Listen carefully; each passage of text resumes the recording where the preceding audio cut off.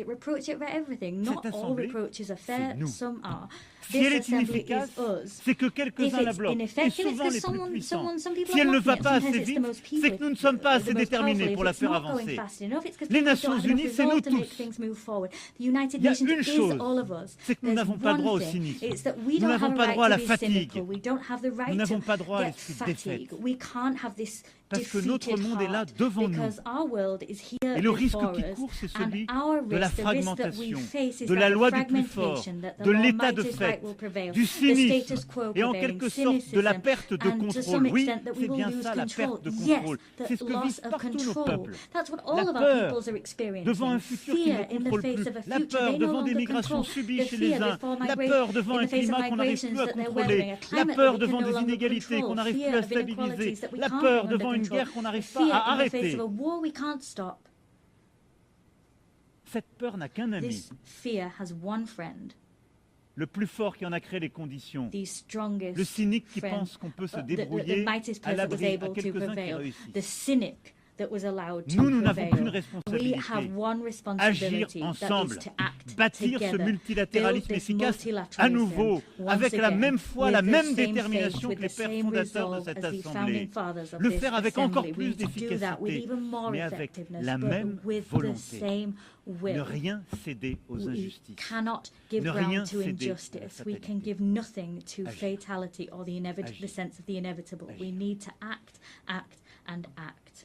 Alors c'est à nous de faire.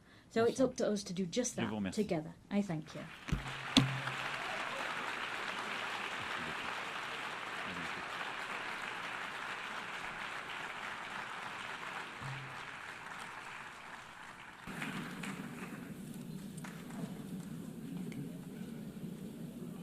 On behalf of the Assembly, I wish to thank the President of the French Republic.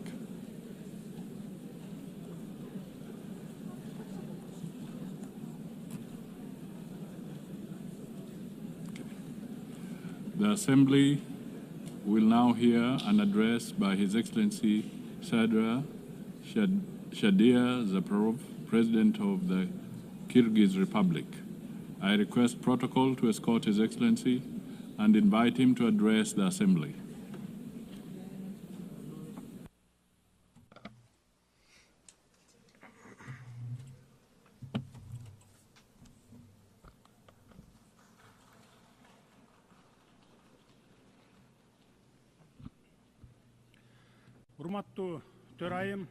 Madam President, Mr. Secretary General, distinguished heads of delegations, ladies and gentlemen, allow me to sincerely congratulate Ms. Annalena Baerbock on her election as the President of the 80th session of the United Nations General Assembly and to wish her every success in her work. This year, we mark the 80th anniversary of the UN, a unique institution that has stood guard over peace, security, and development for nearly a century. Over these 80 years, despite numerous conflicts, the world has fortunately been spared the outbreak of a Third World War. The United Nations has undoubtedly played a key role in this achievement.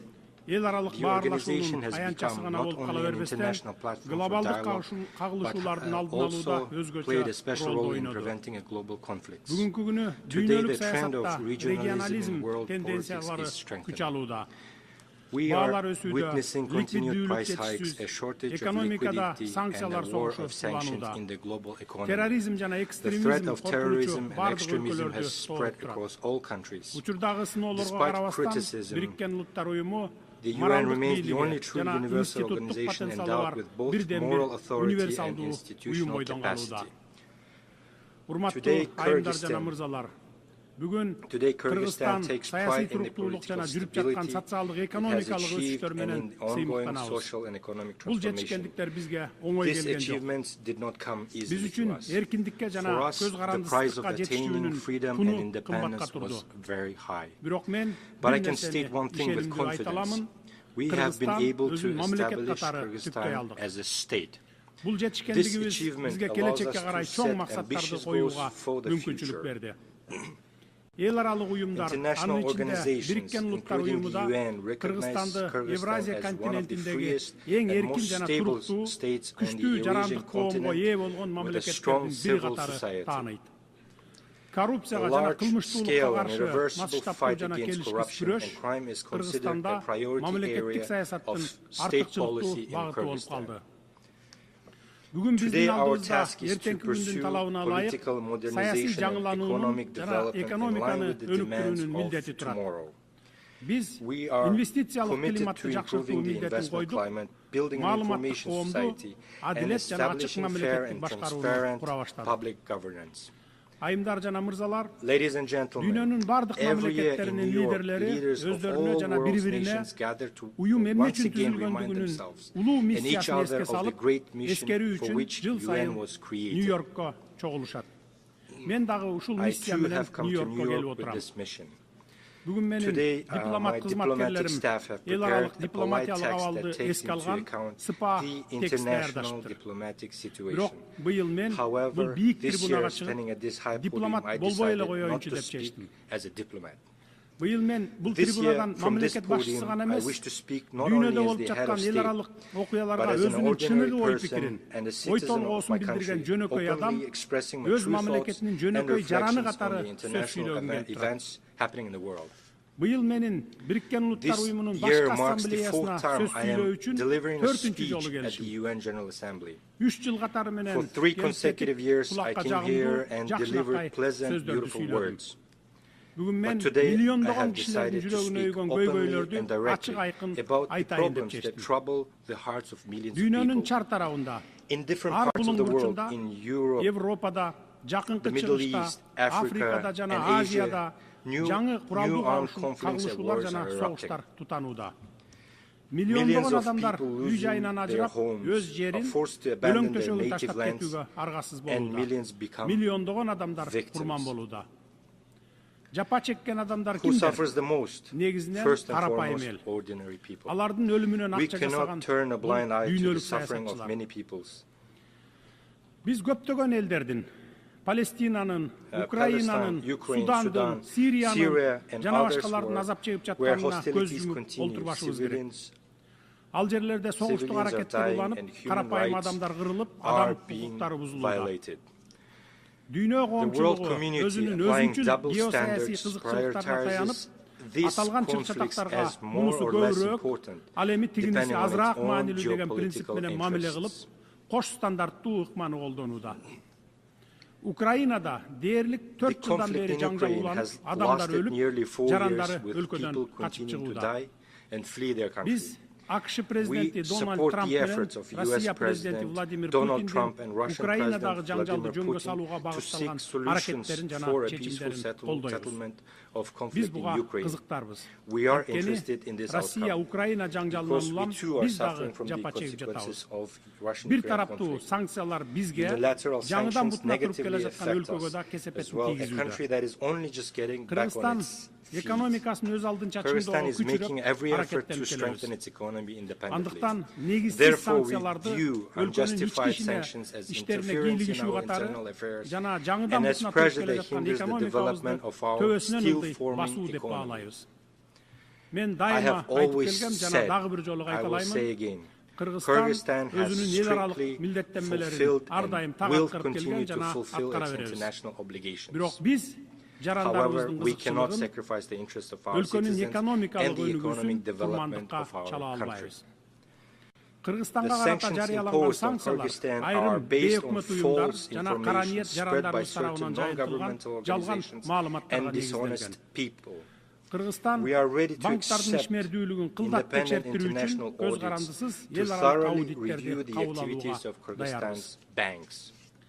2024-жылы Европа Бирлигинин өлкөлөрү Россия менен $141 миллиард соода жүргүзсө, анын $36 миллиард Россиядан импорттолгон товарлар болгон. Ал эми биздин 2 банкка каршы санкция жарыялаган Британиянын өзү 2024-жылы Россия менен $2,2 миллиард соода жүргүзгөн. Ачык айтканда, кимдир бирөөлөр өз алдынча кызматташуу мүмкүнчүлүгүн өзүнчүлүк менен өзүнө калтырып, өз кызыкчылыктарын коргоп, башкаларга тыюу салган. Бул көрүнүштү кантип атоо керек? Өзгөдөн бир нерсе талап кылаардан мурда өзүң башкаларга үлгү бол деген сөз. Бизге Россия менен кызматташпагыла деген талап коесуңар дагы өзүңөр кеңири кызматташып жатасыңар. We in fact have far deeper economic relations with Russia than you do. Therefore, economically speaking, we cannot refuse cooperation with Russia. We do not seek confrontation with others. We cooperate with virtually the entire world, pursuing a multi-vector foreign policy. For example, every year we sell gold worth $1 billion to the UK alone. My former duty as the president of the country is to ensure the security of my citizens and my nation, and to improve their economic well-being.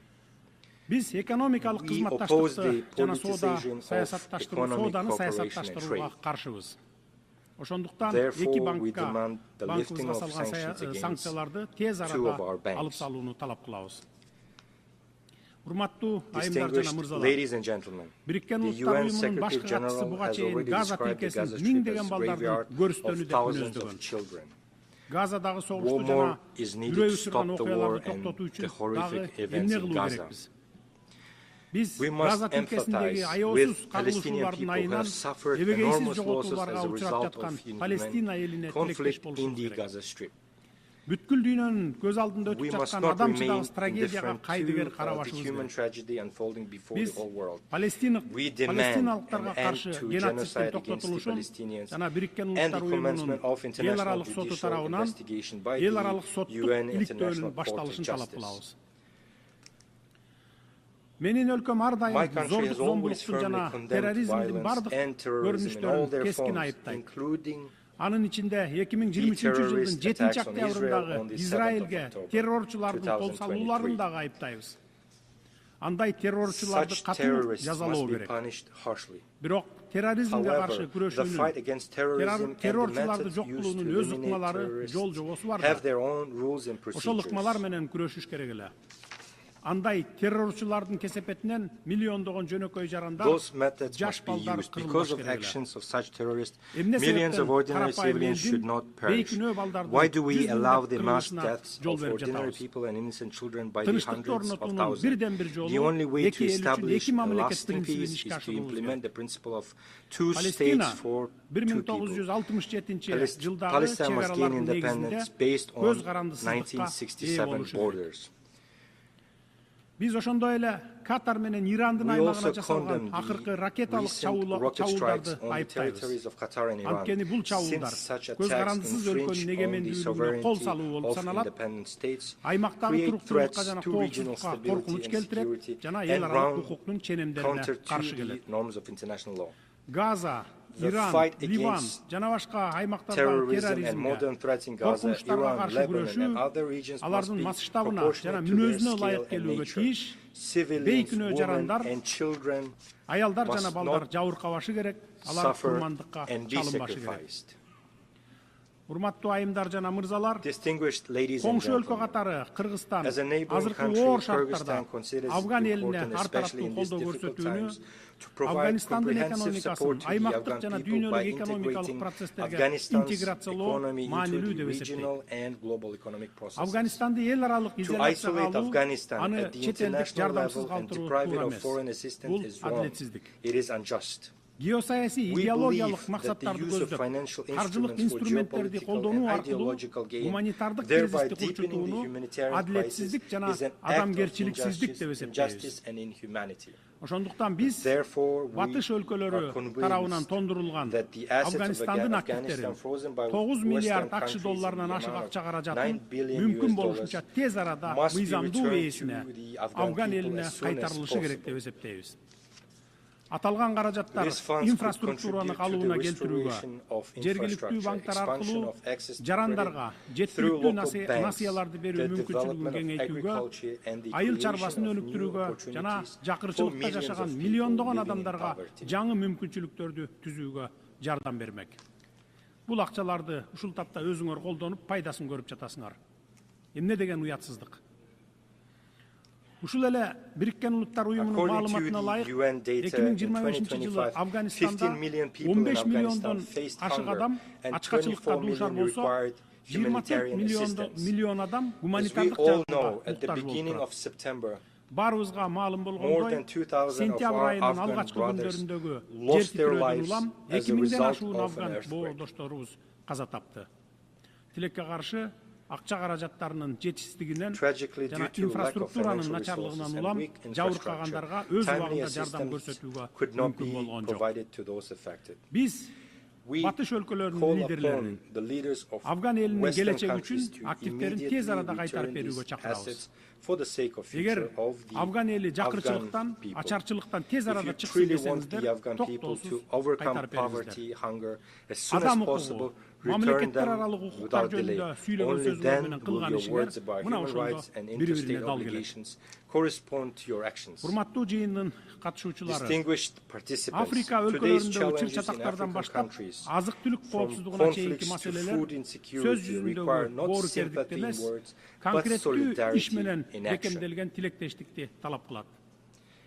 Africa is 1,5 миллиардтан 54 ашык халкы countries бар, with a population of more 54 than мамлекет 1.5 жайгашкан billion Евразиядан people. кийинки It is the экинчи чоң second largest континент. continent after Eurasia. Африкада ресурстардын Africa эбегейсиз possesses запастары бар. enormous Жана reserves биз of жакынкы resources, келечекте and we are Африканын confident дүйнөлүк that in the near экономикадагы future, жана эл Africa's аралык role in the саясаттагы global ролу economy and бир нече эсе international жогорулай politics тургандыгына will ишенебиз. multiply several Ошондуктан times. Африканын эбегейсиз Therefore, кен the байлыктары, continent's colossal Африканын тез өнүгүүсүнө natural жана wealth must өз serve the кызыкчылыктарына accelerated жумшаш development керек. of Africa itself and the fulfillment of Бириккен its Улуттар own уюмунун interests. тынчтыкты The сактоо ишин peacekeeping work күчөтүүбүз of the зарыл. UN must be Менин strengthened. өлкөм My country 1990 began жылдардын sending башында its peacekeepers эгемендүүлүккө ээ on болгондон UN тартып missions at the dawn of Бириккен its Улуттар уюмунун independence in тынчтык the күчтөрүн early конфликт болгон өлкөлөргө жөнөтө баштаган. 1990s.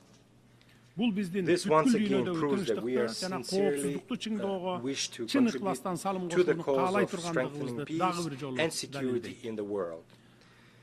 Мамлекеттердин салымы алардын өлчөмү менен Contribution эмес, of a алардын state should not be тынчтыкта determined by жана its size, тилектештикке but by the чын depth of its commitment and каалоосу sincere менен desire аныкталууга for тийиш. peace and solidarity. Биз эл аралык We келишимдерди, support анын the ичинде strengthening of ядролук куралдарды international таркатпоо treaties, жөнүндөгү including the келишимдерди Treaty on аткарууну жактайбыз. Non-Proliferation of Nuclear Weapons. Жаш муундарды өзөктүк It куралсыз is дүйнөнү important to кабылдоого educate the younger тарбиялашыбыз керек. generation to perceive a world Жаш without муундардын nuclear арасында weapons. массалык кыргын It салуучу is essential куралдардын to raise колдонуунун awareness among young кыйратуучу people about the кесепеттери жөнүндө devastating түшүндүрүү consequences иштерин of weapons жүргүзүүбүз of зарыл. mass destruction.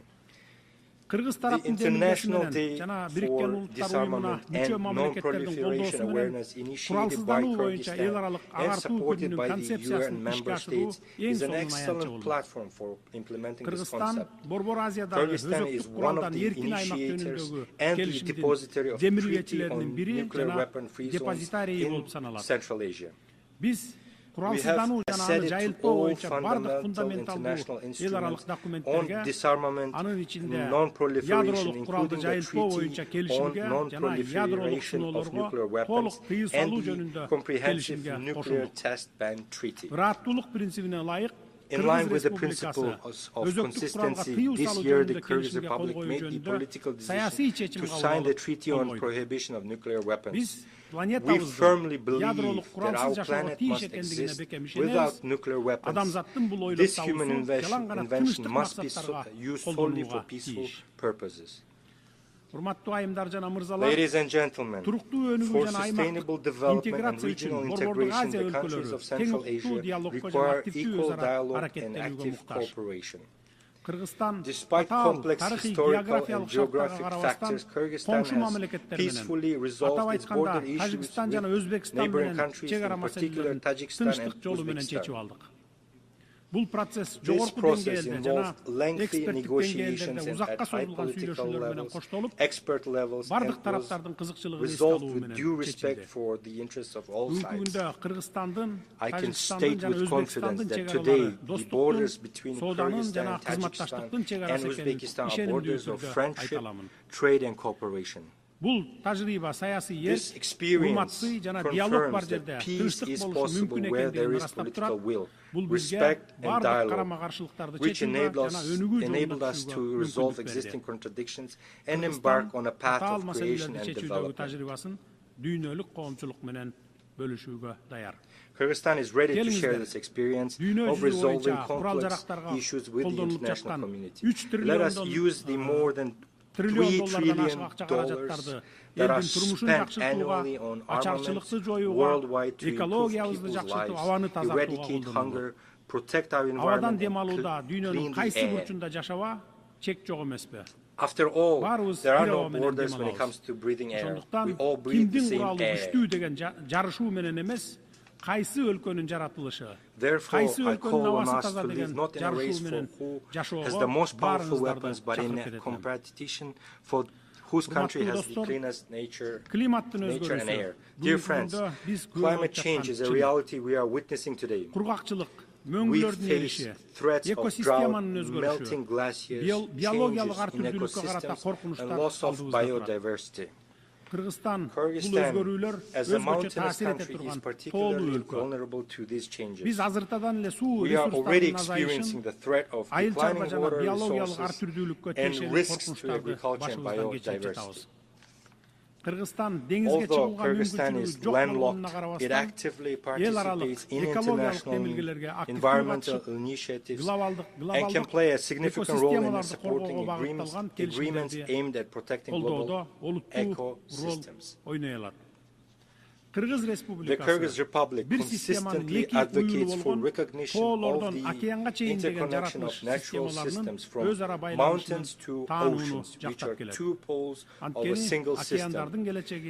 The future of the oceans begin on the mountaintops. In this context, we ratified the agreement on conservation and sustainable use of marine biological diversity and became among the first 60-plus countries to join the agreement. Rivers that sustain marine and coastal ecosystems originate in mountains. Thus, the protection of mountain ecosystems and the sustainable management of the oceans are interconnected.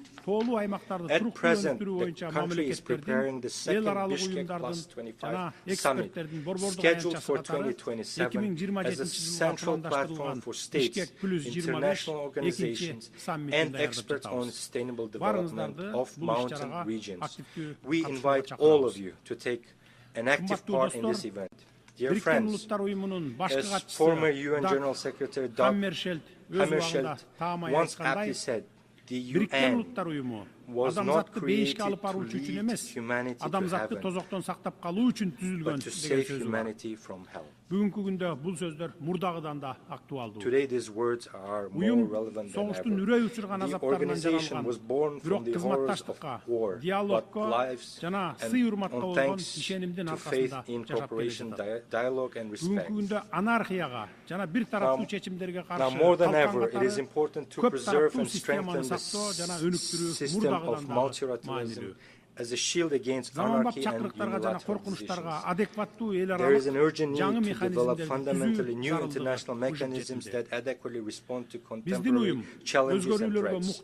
Our organization needs to change. This is no longer a choice, but a requirement of time and today's realities. In this context, we support the effort of the Secretary General to reform the UN under the initiative UN-80.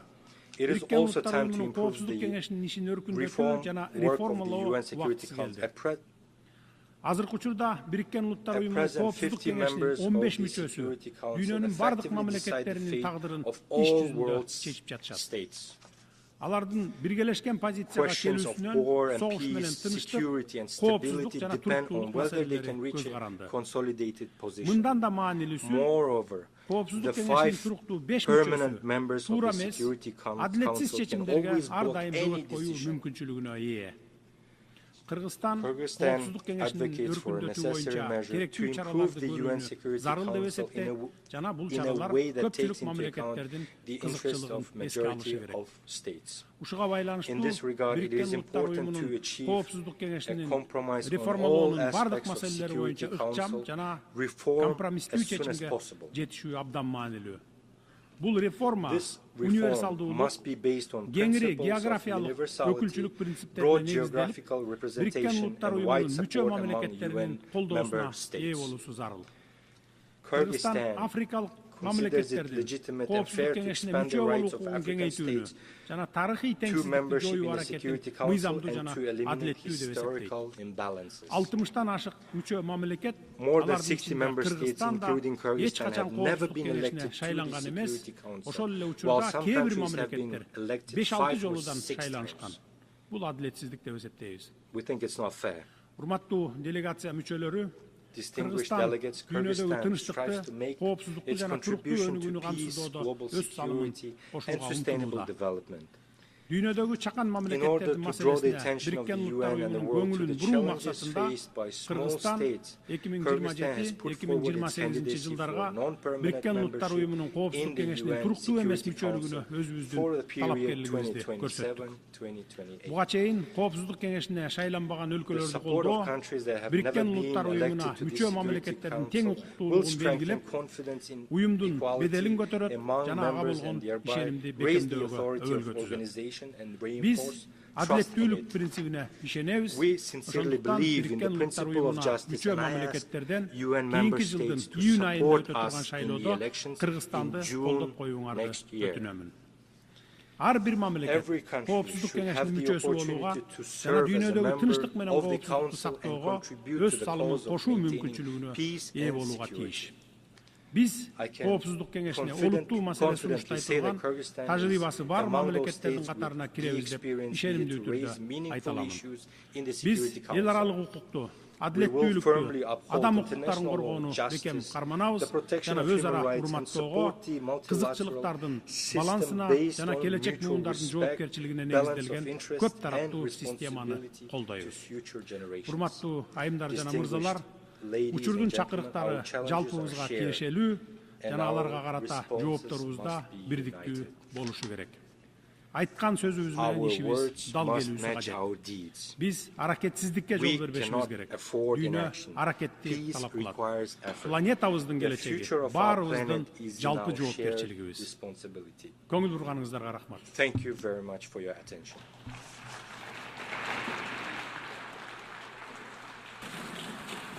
On behalf of the Assembly, I wish to thank the President of the Kyrgyz Republic.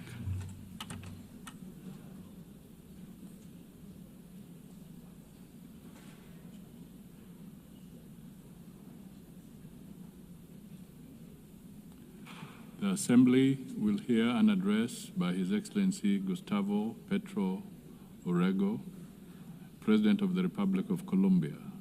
I request protocol to escort His Excellency and invite him to address the Assembly.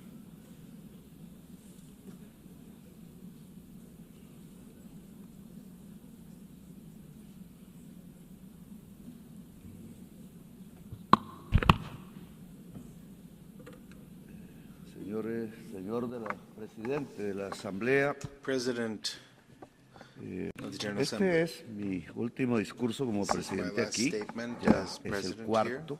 The fourth time. En el primero anuncié a la Asamblea que era muy posible que estallara un conflicto al lado de Ucrania en Palestina. It was very likely que se that hiciera there would be una conflicts in conferencia de Ukraine paz. and Los Gaza que no and tenemos bombas Palestine, ni grandes and presupuestos no somos escuchados aquí, pero suggested that there be a peace conference, but those who don't have 4 años bombs or después, large ya hoy, budgets are not heated here. Well, 4 years later, lo dantesco de la situación de Palestina the no me llevó a horrific pensar situation in que lo mismo o casi lo mismo podría ocurrir en el Caribe colombiano. Did not lead me to think that Cuando almost the same thing could happen in the Colombian Caribbean area, where unarmed young people are being shot at with missiles in the open seas. And now we are in a different situation. Más global, la barbarie hoy more es del global, planeta. A kind of stone Hoy age cae sobre la humanidad entera. that has descended on Los misiles all of sobre humankind. 17 Missiles jóvenes desarmados against en las 17 aguas del Mar unarmed young Caribe, people quizás in the algunos colombianos. Caribbean Sea, La some of them persecución, Colombians. aprisionamiento y encadenamiento y Persecution, expulsión imprisonment, de millones de expulsion migrantes. of millions Los of misiles que migrants, caen sobre las 70.000 missiles, personas en Gaza that y have los killed matan. some 70,000 La people falta in de acción Gaza, sobre la the lack crisis of action climática on the climate cuyas palabras se crisis, borran por orden de is Trump. están ligados y obedecen a la misma causa.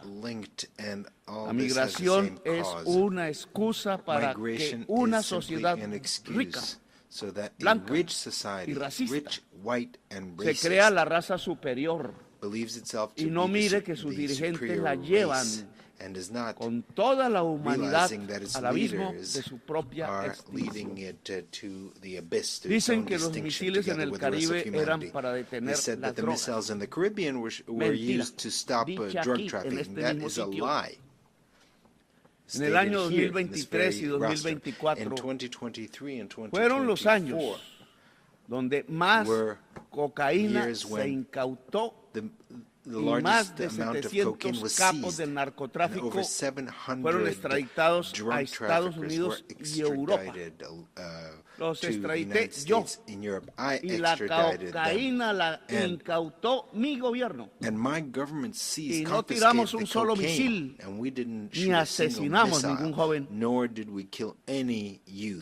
Los años donde probé que es más eficaz sustituir voluntariamente con los cultivos de hoja de coca que erradicarla forzadamente con glifosato y fuerza sobre los campesinos pobres de Colombia.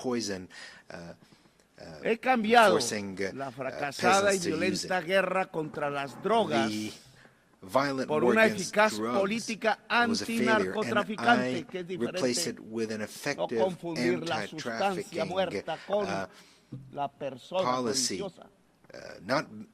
Pero necesitan violencia para dominar a Colombia y América Latina. Necesitan destruir el diálogo e imponer y lanzar misiles asesinos sobre jóvenes pobres en el Caribe.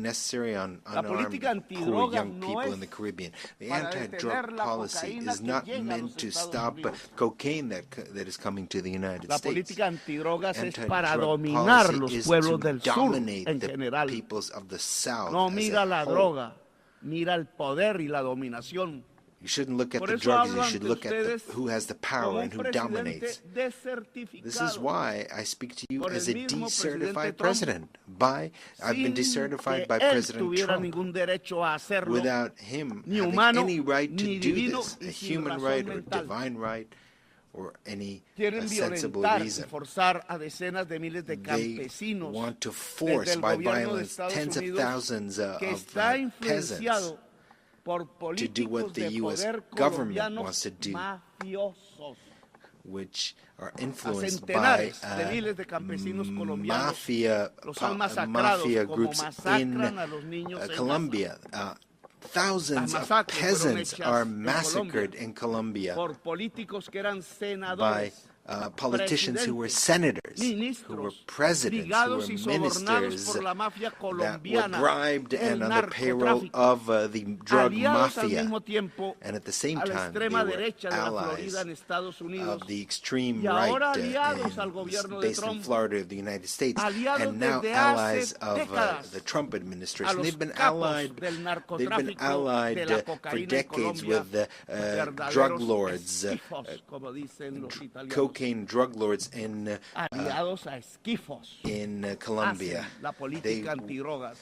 They were allies, and so they led this anti-drug policy from Washington. I don't know if Trump even knows that his foreign policy towards Colombia, towards the Caribbean, is based on advice from Colombians who are allies of the cocaine mafia. I myself denounced these politicians, including the paramilitaries, drug traffickers, naming them by their names in the Congress of Colombia when I was senator, and many times they wanted to kill me because of that. And they did not want me to become president. They wanted me to shut up. And now they don't want another progressive government to be reelected. That is why I've been personally decertified, and they have spread calumny against Colombia. Colombia has confiscated the highest amount of cocaine in the history of the country under my government, and I've been decertified. En Colombia hemos logrado detener el crecimiento de la tasa the increase in the rate of expansion of coca crops that was 43% under the government of Duque and has dropped to 3%, and Duque was not decertified. Who had someone who financed his campaign who was a drug trafficker, and instead they decertified me. So the anti-drug policy is not aimed at the public health of a society, but rather to prop up a policy of domination. They don't want to give the power to the people. The young people that were killed using missiles in the Caribbean. Que nadie quizás conozca aquí su nombre. Ni de Hamas. We're not from Eran Hamas. Caribeños, posiblemente they were not from other terrorist groups. They were poor Colombians. Con el perdón de quienes dominan las Naciones Unidas. With apologies to those who dominate the United Nations, there should be criminal cases against those officials of the United States for doing this, including the utmost official, President Trump, that allowed the shooting of missiles against these young people who were simply trying to escape poverty. Jóvenes en una lancha, si tuvieran un cargamento ilícito, no eran narcotraficantes. In a speedboat who might have had a certain amount of drugs. Were not drug traffickers. They were simply poor youth. Los narcotraficantes viven en otra parte y no es en América Latina. But the real drug traffickers live somewhere else, not in America, not in Latin America. So it's easy to shoot missiles against the speedboats with migrants and accusing them of terrorism and drug trafficking when they don't have a single weapon to defend themselves. When the real drug traffickers live in New York, here, just a few blocks from here. In Miami. Y hacen acuerdos con la DEA, and they reach agreements with the DEA. Traficar en África, and they're allowed to traffic in Africa, in Russia, in China, but not in the United States. País que detiene el crecimiento del consumo de cocaína sin rebajarlo. Solo porque sus enfermos drogadictos to reduce its consumption of cocaine. Because it's drug addicts, or rather they did manage to reduce the consumption of cocaine simply because their addicts switched to another type of drug, fentanyl, which is much deadlier. This fentanyl is produced in the industrial heartland of the United States, here. Not y aquí están los consumidores. And the consumers es are here un as well. Autoconsumo estadounidense it's que deriva produced and consumed de lo que se ha podido entender de drogas en la historia de la humanidad desde que supimos del vino, del alcohol o de la cerveza. That is adictos al fentanilo y a la gasolina. They're addicted to fentanyl and to gasoline. De la vida en el mundo. The two main poisons of life in the world. And gasoline is even worse than Solo los pueblos negros de aquí, only the black-skinned people here, those who were ancestral here, that were thousands of years, las mujeres que no quieren ver morir en masa a sus hijos, women who don't want to see their children die of any color of their skin. Gentes que aún piensan no duermen bajo el fentanilo o bajo la televisión mentirosa y que pueden detener la tiranía dentro de Estados Unidos mismo y en el mundo. Los ciudadanos que salen a las calles en California, en Nueva York, en Filadelfia, donde se tocó la campana de la libertad, a pesar de los ejércitos que manda Trump contra su propio pueblo para amedrentarlo, a los estados de las ciudadanías libres, en los mismos estados que dejan de estar unidos hoy ante la tiranía.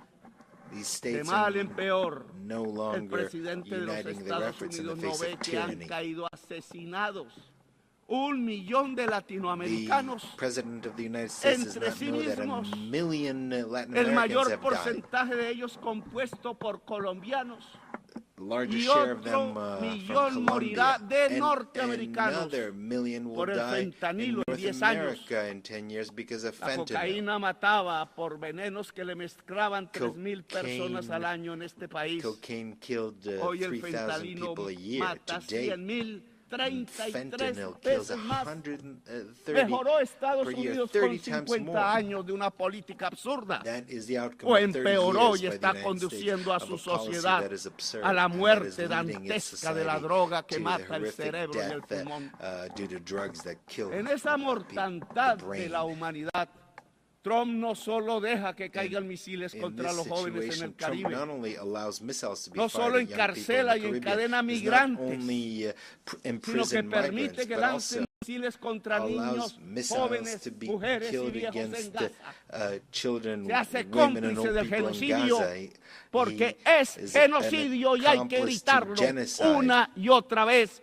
It is a Este genocide, recinto and es we need to testigo prevent mudo it. y This cómplice this de un forum genocidio is a en el mute mundo de hoy. witness to a Cuando genocide. creíamos que era solo In propiedad a de Hitler. world where we thought Trump that no this was habla de something only democracia, a legacy of no Hitler. habla de crisis climática, no habla Here de they don't vida, speak of solo life, amenaza of, y mata y of, deja matar a decenas de the miles. climate crisis. En cambio, What is en mi happening is gobierno, the death of en Colombia, thousands no of hemos children. aumentado la tasa de Meanwhile, homicidio. we in Colombia have Tenemos not la tasa de increased desempleo más baja the del rate of siglo en killings. el We have país. the lowest Tenemos la tasa de unemployment pobreza rate más in the baja country del this siglo century. We en have nuestras estadísticas. E impulsamos nuestra the agricultura lowest unemployment rates. 10% We anual have real y developed nuestra our industria al agriculture by 5% anual. 10% and Y our llegaron industry by turistas como 5%. nunca por millones We a have mirar more tourists than nuestra ever enorme belleza, el país de la who have come belleza to y de la see diversidad the natural y beauties humana y of our cultural. country, our Y cultural buscamos and paz natural beauties. hablando con narcos y rebeldes. And we are seeking No me da peace pena hablar. by negotiating with drug Hablar traffickers and siempre with para salvar rebels. vidas, I poniendo will por always be principio la ready to discuss, erradicación to total de negotiate, las to save economías lives, ilícitas y la erradicación de and los to cultivos de hoja de coca por voluntad misma de los eradicate coca campesinos que crops, but están based on their own cansados de la violencia. voluntary decision by No nos dejamos Colombian sobornar peasants. de los Let us narcos, not be como sí bribed by sucedió en the gobiernos drug traffickers, pasados as de Colombia. was the case in previous governments Y in ya Colombia. llevamos 25,000 hectáreas erradicadas 25,000 voluntariamente. hectares have already been Tenemos eradicated éxito en voluntarily. nuestra We have política been nueva, successful que in no es this de new drogas, policy. es It's not an antinarcotraficante, que es anti-drug diferente. policy, but an anti-drug traffickers policy. Agradecemos That a is los something países different. que nos han And we're ayudado grateful a to the sembrar countries paz. that have helped us, Qatar, Cuba, such as Qatar, México, Cuba, el Estado del Mexico, Vaticano, Noruega, Brasil Vatican, y Venezuela. Norway, Brazil, and Venezuela. No le agradecemos a los que nos quieren llevar a la guerra We entre don't want to nosotros thank mismos. those who want to sow Escuchen, war señoras between y us. señores del mundo. América People of the Latina no world, es solo coca listen. o terroristas o Latin America narcotraficantes. does not only América mean Latina drug tiene trafficking or potencialmente coke or 1,400 cocaine. gigas de capacidad anual de energía eléctrica Latin America limpia, has a massive potential basada for en el clean agua, el electrical viento y el energy, sol. renewable Y Estados alternate Unidos energy en el norte, based aquí, on demanda todos wind, los años water. 1,200 gigas de energía, The United que States hoy has a son en un huge demand for 70% energy, fósiles, and es 70% decir, of it is filled basadas by en fossil carbón, gas y fuels, petróleo. in other words, based on carbon. América coal, Latina, gas. si desarrolla su potencial de energía limpia, Latin America is podrá developing limpiar its toda la matriz de clean energía fósil de los energy, Estados Unidos. potential, Oigan eso.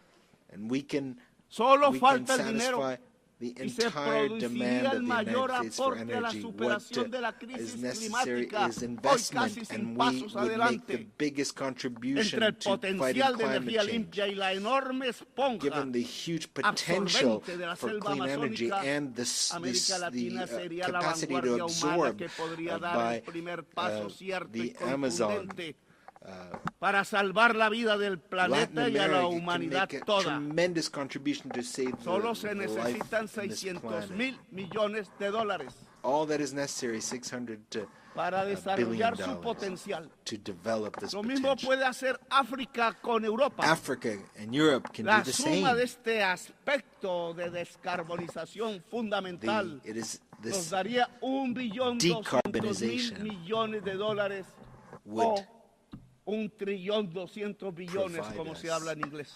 With over $1 trillion, Estos dineros ya están en las arcas guardados en Estados Unidos, that is already Europa, in the China, treasuries of pero no United se mueve States, ni un Europe, dólar. China, but not a No es dollar rentable, is o peor aún, spent puede ser because muy it's not rentable en profitable. términos de vida humana, Or rather, it might be incluida profitable la in terms of vida human en life, Estados Unidos, including Europa y life China. in the United States, Pero no in quieren Europe and China. However, interdepender they de don't América Latina want y África. to depend Saben on que unir la energía Latin limpia America de and América Africa. They Latina know y that África to bring a las together the clean economías energy of fósiles del Africa norte and no Latin solo America descarboniza el planeta, would not only salva del colapso decarbonize the climático, planet, save it sino from que the también climate cambia el collapse, but it poder would mundial, also el change que the aquí a global veces habla, power, pero habla todos los días which- es con bombas y no con palabras. which is discussed here, Lo but vuelve that power is La is descarbonización spoken in terms of vuelve al bombs. poder una democracia global But y cambia las this relaciones would de truly create a producción porque global aparece democracy primero and change la the means vida of production y la because humanidad life como and humanity would become prioridad the sobre la priorities, and they would La codicia es el veneno de la vida. they would Es edge una out greed. contradicción Greed is the antagónica, poison como of dijera life. alguna vez Mao, pero no pensando en patrones y obreros, sino And entre la codicia Mao y spoke la of vida this. misma del planeta Tierra. Chairman Mao. Según la ciencia, tenemos 10 años para According caer to en un science, we have punto de 10 no more retorno. years until 10 we reach a años. point of no return in terms of the Y donde climate. ya pasemos a ese punto, no And se puede hacer nada. Once we reach that Solo point, we won't be able observaremos to do anything. las We will catástrofes y las simply sentiremos observe the incluso en nuestra propia disasters, familia. and we'll feel them in our own Porque será, families and cities. si me pueden, Because irreversible it la will be extinción de la vida, irreversible. incluida la The humana. extinction of life, the extinction of human life will be, Del proceso. there'll be an Ya irreversibility ninguna in the process, tecnología, and no ninguna fuerza technology política o social, no political ninguna or mente social humana force podrá hacer nada will be able to do para anything detener about it el colapso.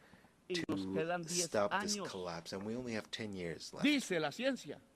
That is Pero what aquí no science creen tells en la us. ciencia, But dijo here people el don't más believe in science. poderoso del mundo no cree en la The most ciencia. powerful man in Y the eso world se does not llama believe in science. irracionalismo. That is the Y de irracionalismo irrationality. se llenó filosóficamente Alemania, And el país de los grandes filósofos de Feuerbach, de Germany, Hegel, the country of great philosophers, de Kant.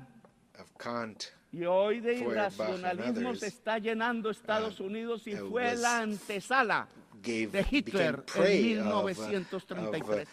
irrationalism in La 1933, solución and es today dejar it's de this consumir country that is carbón, becoming petróleo, irrational. gas, The hidrocarburos, solution is to stop y pasar consuming rápido al agua, fossil al sol, el fuels and to hidrógeno quickly verde, switch to los water, vientos. wind, Pero la palabra hydrogen. descarbonización suena ahora subversiva But the en word las decarbonization conferencias de los grupos de sounds países subversive poderosos, el G7, at the el conferences of the most powerful y en countries, Davos, G7 or G20 los or mega Davos, ricos.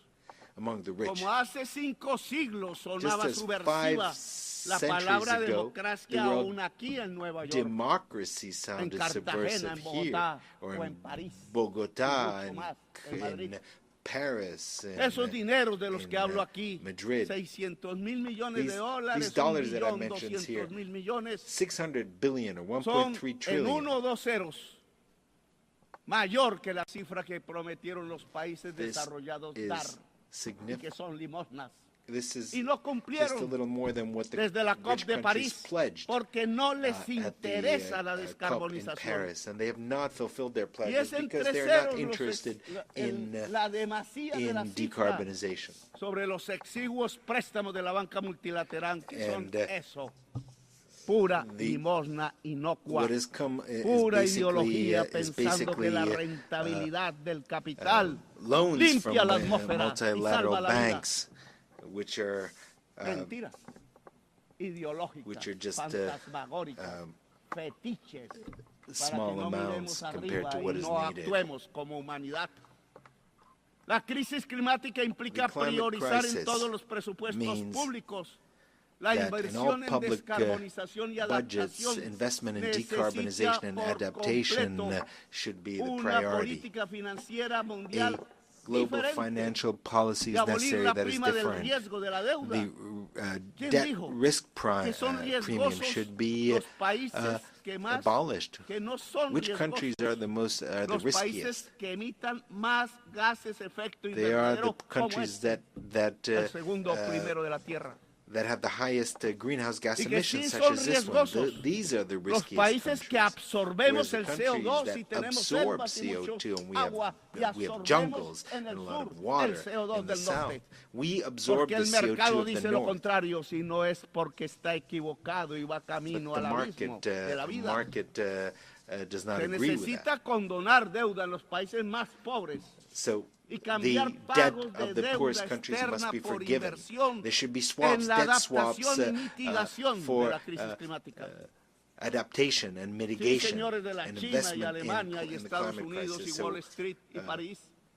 people from the United States and those from Wall Street, from London, you want to collect the interest payments from the debt of our countries. What you will find eventually is cemeteries, because we'll all be dead. The money will be useless in the midst of all the cemeteries.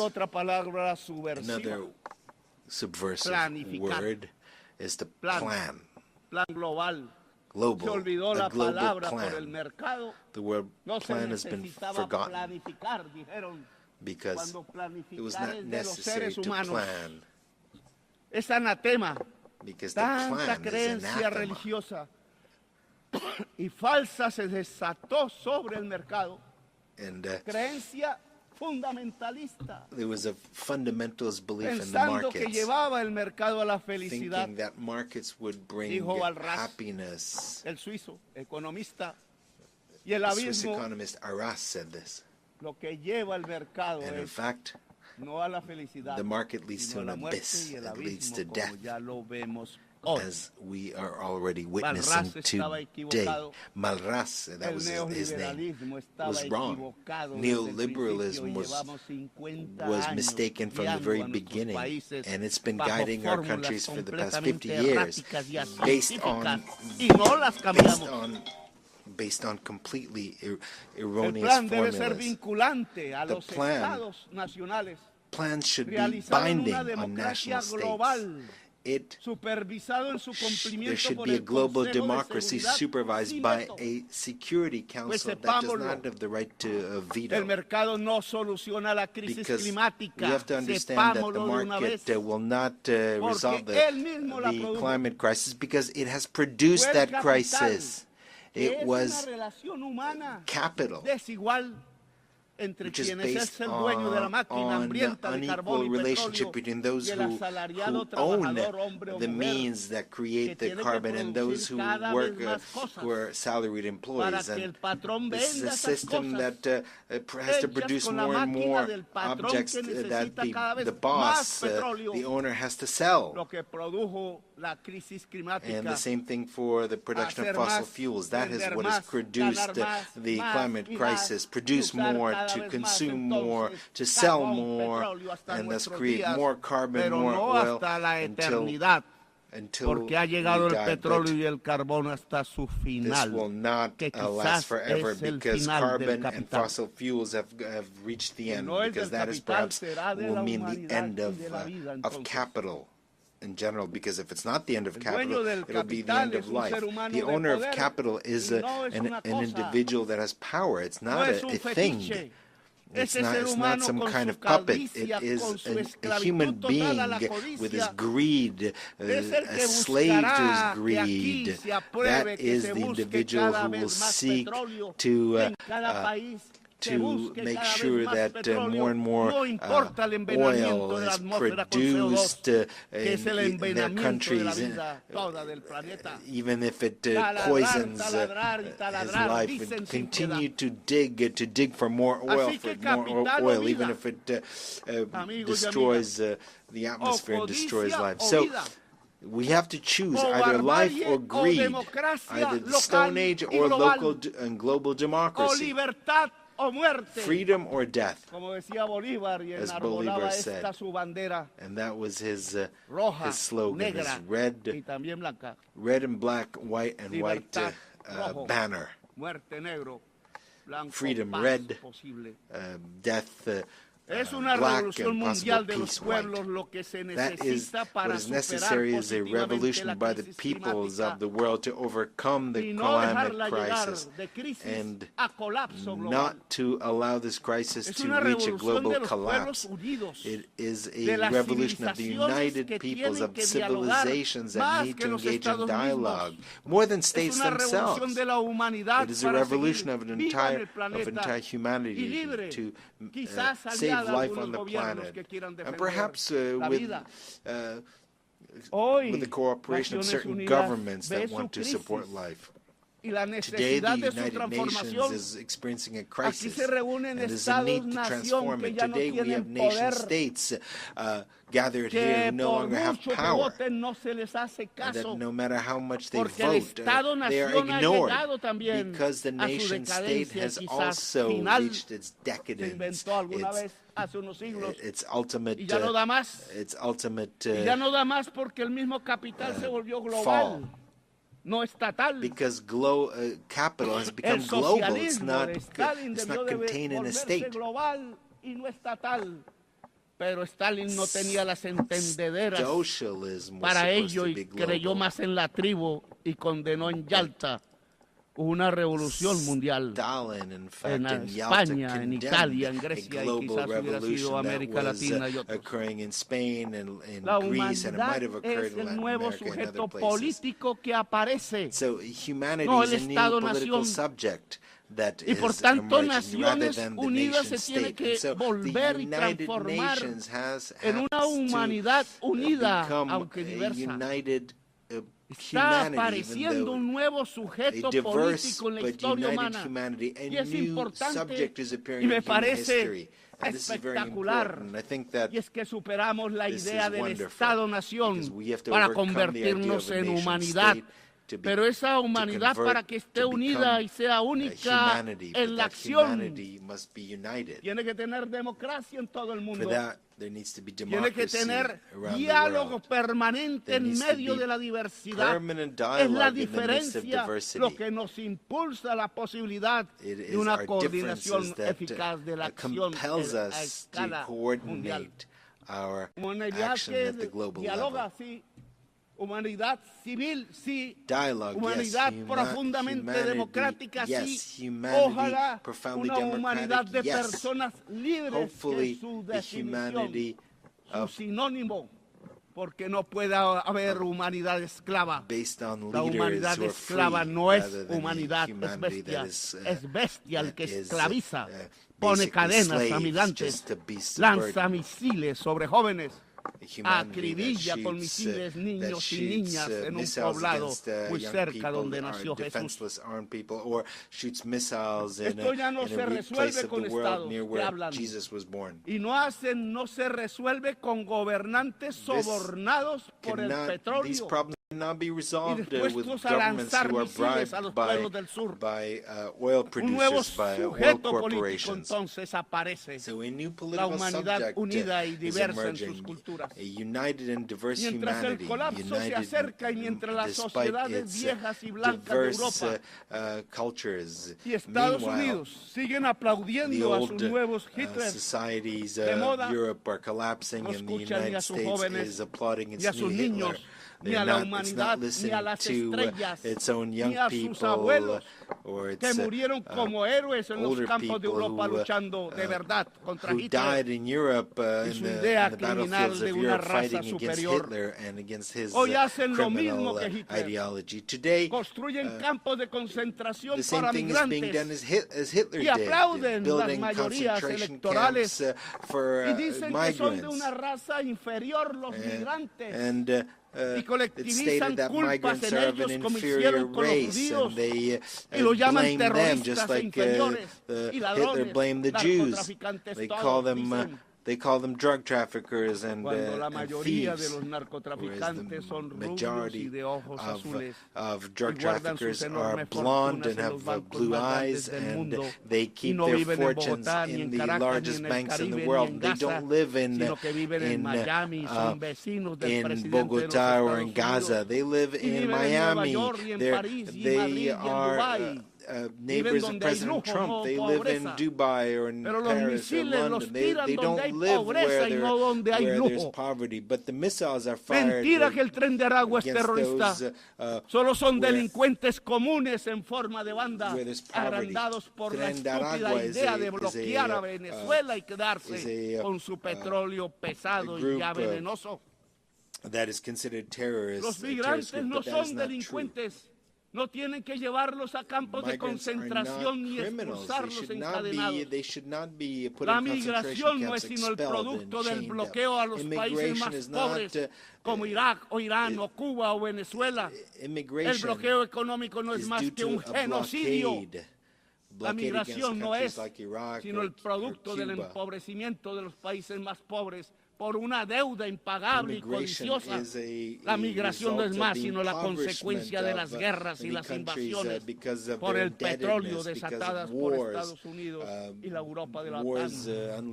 La migración no es más sino la consecuencia de la crisis climática que transita a colapso y que deja sin agua las tierras del trópico, porque al aumentar el calor se evapora el líquido vital. La solución a la migración no es otra, o muy diferente a las cadenas, a las cárceles, a los misiles. No hay raza superior, señores. No hay pueblo elegido de Dios. No lo es ni Estados Unidos ni Israel. Ignorantes fundamentalistas de extrema derecha piensan así. El pueblo elegido de Dios es la humanidad toda. Usan la migración como excusa para no hacer nada contra la crisis climática que barre cada día con la vida. Buscan la migración para ganar votos de blancos y viejos y viejas, pero para desde el poder ocultar que hay que acabar con el consumo del carbón y del petróleo y lo incentivan para taladrar y taladrar y taladrar. CO2 and La oil ONU tiene and que stop cambiar ya. drilling and drilling and Una drilling ONU for diferente, oil. humana. We need a different Debe world, a antes que humane nada world. detener el genocidio de Gaza. And first and foremost, we need to La stop the humanidad genocide no in puede Gaza. permitir ni un Humanity día más de cannot allow a genocidio, single day ni a los more of this genocidas de genocide. Netanyahu ni Or sus for aliados en the Estados Unidos e genocidal Europa, Netanyahu dejarlos and his libres. allies in Europe and the Las United Naciones States to Unidas deben continue. The hacer United respetar Nations must Los uphold tribunales internacionales de justicia, the el derecho decisions of the internacional que es la International base de la Court of civilización Justice. y de la International law is the sabiduría de basis la of humanidad civilization and condensada en la historia. of Y its debe hacer wisdom cumplir la as sentencia distilled de in su history, and justicia. it must La make sure that the diplomacia decisions of ya international acabó justice su papel, are señores, implemented, en el are caso de applied. Gaza. Diplomacy has been No tried in pudo Gaza. solucionarlo. It could not No es resolve cierto, the y situation. me disculpa, Macron, I'm sorry, que podamos I'm sorry, insistir President y Macron. insistir en We hablar can keep y en insisting hablar and cuando cada insisting, and segundo cae un misil when y every destroza single los day, cuerpos de every bebés single minute, a inocentes, missile is fired and bebés destroys niños y bebés niñas the bodies of en el país babies and árabe de children Palestina. in the Arab state Cada of día Palestine. de Every mociones day, vetadas en el Consejo de Seguridad there de la are ONU, decisions, cada día que resolutions pasa, that are vetoed in son the más los Security niños Council. bombardeados. Every day, more and Cada more veto más children bombas, cada die. veto más More and muertos. more bombs, El more que and more veta que dead. piensa no es madre, no es padre, no está vivo, viene quizás de fuerzas oscuras, Perhaps, es un robot, porque no tiene corazón those para who vetar. do this, who shoot this, are robots. El Maybe they genocidio don't have debe their own parar children. con lo que They're not sigue a la human. diplomacia. Es con una votación de la Asamblea de las Naciones Unidas. ¿sí? Can we stop Y the no genocide con una with a vote, votación del the General Consejo de Assembly? Seguridad. Yes, that's what we should do rather than a vote in the vetan. Security Council, Es because con that una is vetoed. Uniting for Peace para Palestina, conformando una United fuerza for Peace armada for para Palestine. We defender should, la vida del pueblo establish a palestino. peacekeeping Palabras force y to armas toca hoy. protect What's necessary today are words, not blue helmets that are often lack training and not ready to do this. No, what we need is a powerful army of countries that do not accept genocide. That is why I invite nations of the world and their peoples, most importantly, as an integral part of humanity, to bring together weapons and armies and to defend Palestine. I invite the armies of Asia and the great Slavic people who defeated Hitler and the Latin American people of Bolivar, Garibaldi and others. We've had enough words. Today, the time has come to use the slogan of Bolivar, freedom or death. Because Washington and NATO are killing democracy, and they are spreading totalitarianism at the global level. We need to raise the red and black banner flag. Without forgetting the white color, which was the color of peace and the color of hope in the heart of humanity. The United States no longer teach democracy, but rather kill democracy, especially among its immigrants, filled with greed. The UN should begin its change by stopping the genocide in Gaza with an army of liberation and salvation. And there should be a decision here taken in the General Assembly without any veto. After Gaza, we can start working on decarbonization so that we can found a truly global democracy and a new Security Council can be established without any vetoes and where its decisions would be binding. And the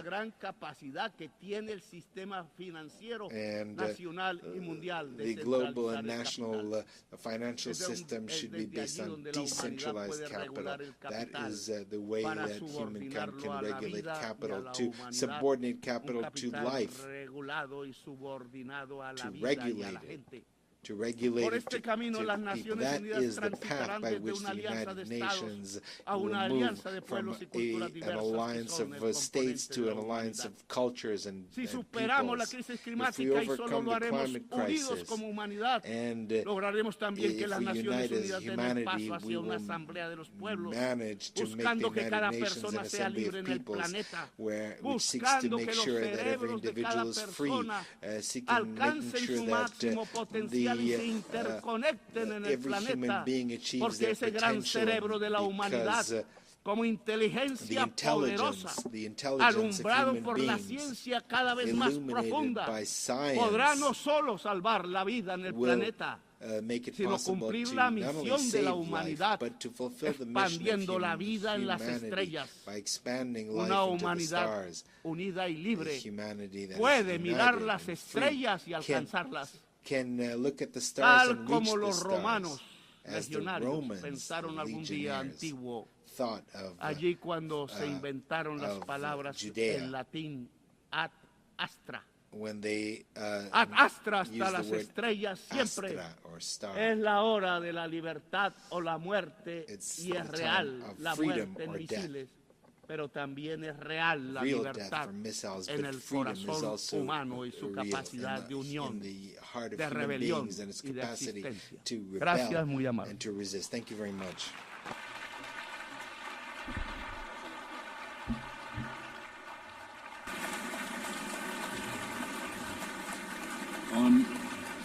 On behalf of the Assembly, I wish to thank the President of the Republic of Colombia.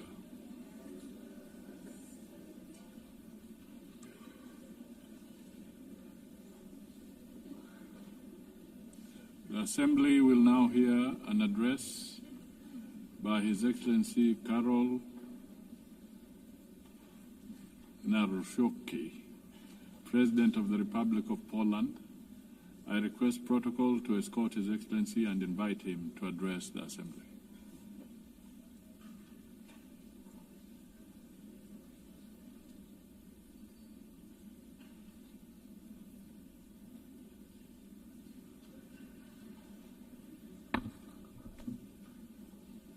Ladies and gentlemen, excellencies, I like and appreciate a lot English language, but I love Polish language, which epitomizes more than 1,000 years of Polish heritage, Polish culture and Polish history, so I would like to share with you Polish language. Szanowny Panie Przewodniczący, Ekscelencje, dostojni delegaci, staję w tym miejscu po raz pierwszy jako prezydent Rzeczpospolitej Polskiej. Czuję oczywiście z tego powodu wielką dumę, ale jednocześnie mam świadomość, przed jak poważnymi wyzwaniami stoimy dziś jako narodowa, międzynarodowa wspólnota. Tak w istocie jest, bowiem świat zmienił się całkowicie w ostatnich kilku latach od czasu rosyjskiej inwazji na Ukrainę.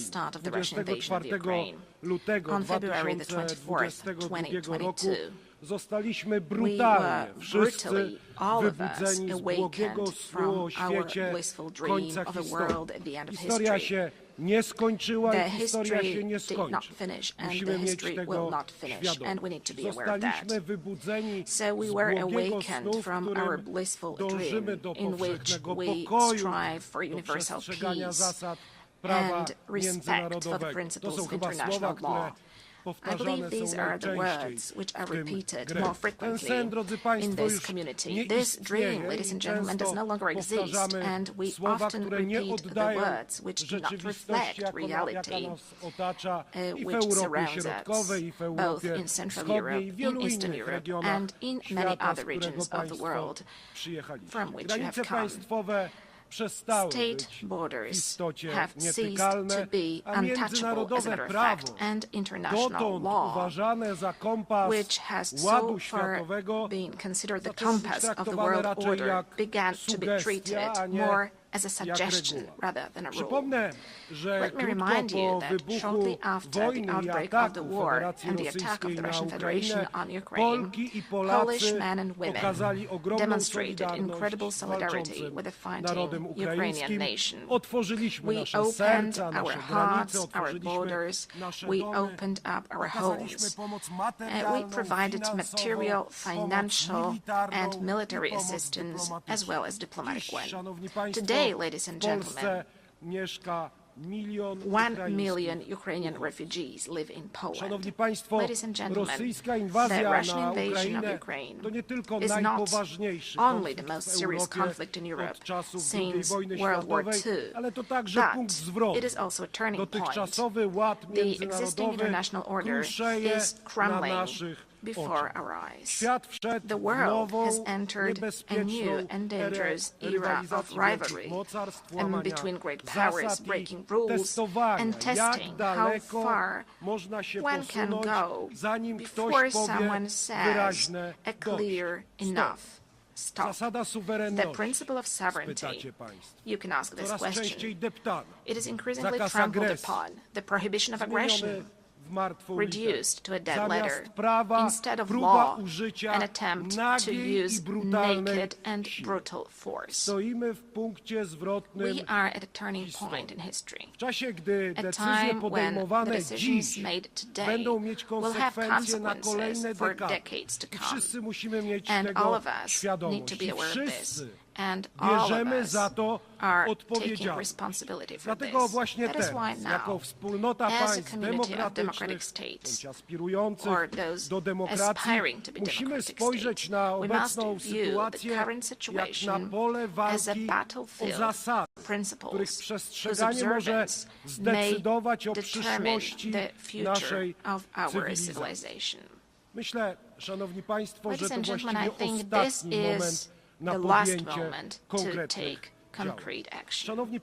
Ladies and gentlemen, Russia's aggression against Ukraine is not just a regional conflict.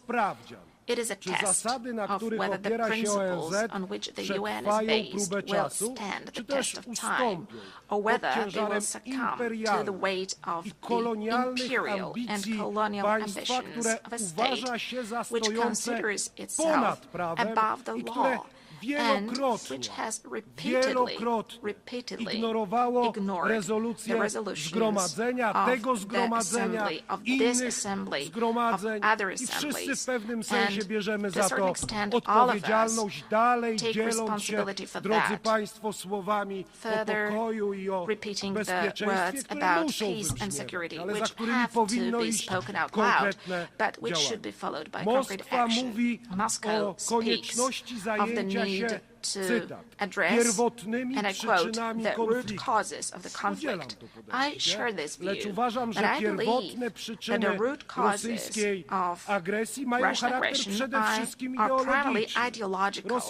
Russia refers to an imperial vision that treats entire nations as a colonial property. It denies them subjectivity on a regular basis, claiming that they are artificial constructs, and it justifies the invasion as a historical correction. And, ladies and gentlemen, in Poland, in Central Europe, in Eastern Europe, we know all of that. For at least, we have known it for at least 86 years. It is the same set of notions which appears also in the 21st century during our discussions, plenary sessions, and assemblies. To us in Central Europe and in Eastern Europe, this set of notions is nothing new. Whether we are talking about Poland, the Republic of Poland, in the first half of the 20th century, or whether we are talking about Ukraine today. As a historian, I view the present also through the lens of the past. That is natural. After centuries of conquests, wars, partitions, deportations, rapes, and crimes, in the 20th and the 21st century, Russia has simply not abandoned its imperial ambitions. One of my great predecessors, the late President Lech Kaczynski, understood this perfectly well when he spoke in front of the Georgian parliament in 2008. His words, spoken at that time, have stood the test of time. President Lech Kaczynski said, ladies and gentlemen, today Georgia, tomorrow Ukraine, the day after tomorrow the Baltic states, and later, perhaps, it will be time for my country, for Poland. When Russia attacked Georgia, it was not clear to everyone that this was only the beginning of the Kremlin's new imperialism. Unfortunately, the wind of history, which we know and understand so well in Poland, is beginning to blow again. Once again, we are experiencing Russian imperialism also on our soil, in Poland. 2 weeks ago, on the night of September 9th to 10th, the Russian drones attacked the territory of a NATO member state. On the territory of Poland, a dozen or so drones violated my country's borders deliberately, because I assure you, ladies and gentlemen, that this was not a coincidence. It happened on orders issued in the capital of a country which is a permanent member of the Security Council. As a result, for the first time since World War II, Poland was forced to open fire on hostile objects over our territory. And rest assured, ladies and gentlemen, as Commander-in-Chief of the Armed Forces and as President of Poland, that Poland will always react adequately and it stands ready to defend its territory. Poles, ladies and gentlemen, were not scared of the Soviets in 1920, and they defended the European civilization. They defended the Soviets in 1920. Polish people and the countries of Central Europe did not give up their spirit of freedom and sovereignty for 45 years of Soviet colonialism after 1945. And Polish people, as well as countries of Central and Eastern Europe, will not be scared of Russian drones either. But, ladies and gentlemen, this is not the point. The point is is, how long are we going to agree to such acts of violating our international community? And that is precisely why, ladies and gentlemen, in Poland we're allocating significant amounts to develop our defense capabilities. That is why we are building the resilience of our country, but also of our part of Europe, since the victims of similar provocations by Russia are also the Baltic states, our friends, the Estonians, for example, as well as Romania. As a leader in the region, we are working to strengthen the close ties among the Bucharest 9 countries, and that is why we are developing cooperation within the 3 Cs initiative. As the voice of the region, we emphasize that we do not consent to Moscow's ruthless acts of provocation against us and other European nations, testing our reactions and intimidating our societies. We do not agree to that. Distinguished delegates, neo-imperial and neo-colonial Russia is attempting to destroy the architecture of international security before our eyes. It violates international law, reinforces divisions, and strives to revive the concert of powers. Many countries present in this hall today are well aware of the tragedy of borders drawn by force and decisions taken over the heads of nations. Historical experiences, often so difficult for my country, shows that lasting peace cannot be built on rewarding aggression. We cannot agree to territorial integrity and sovereignty being violated. Russia's current actions do not indicate a willingness to pursue genuine peace, declarations of dialogue, and this is something we know as well, are accompanied by military offensives and attacks on more attacks, with victims being civilians, including children. Always when Moscow says peace, what it actually means is surrender of the one who it considers its enemy.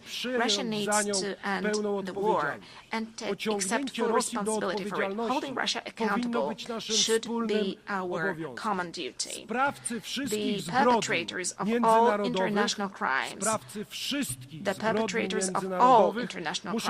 must be tried before competent courts. And I hope this is going to be the case soon, and that we are going to meet in the coming years, also during my presidency, and discuss things which should be obvious for all of us. That is why Poland supports the work of the International Court of Justice and the International Criminal Court, and endorses the idea of establishing a special ad hoc tribunal to try the perpetrators of aggression. For no war can be profitable for the aggressors. Wars cannot pay off to the aggressors, also in terms of economy. States and nations deserve full compensation, also from those who started the Second World War. Because if we want to build a community of states, of democratic states, a common European Union, then we have to agree together that war must not pay off in terms of economy to any aggressor. Ladies and gentlemen, as I mentioned, we are currently facing a whole range of global and local challenges. The eyes of the world, and ours too, are currently looking at the Middle East. Poland, like many other countries in the world, is following with concern the situation in this region, in the Middle East, where, as a result of the brutal attacks by Hamas on October the 7th, 2023, the conflict has escalated. Israel, like any other country, has the right to self-defense.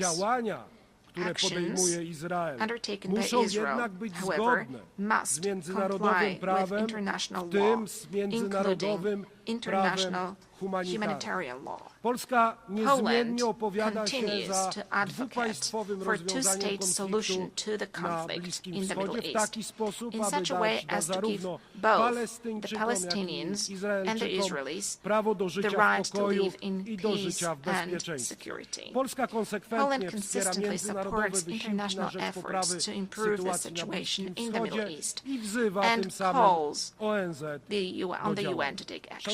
Ladies and gentlemen, Poland has no colonial past, which is why we are a reliable and trustworthy partner for Asian and African countries.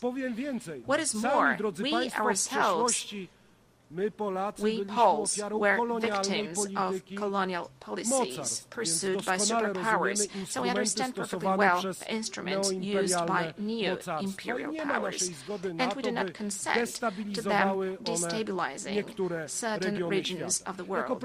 As President of the Republic of Poland, I will pay particular attention to developing our cooperation with various regions of the world. I'm referring to the African continent.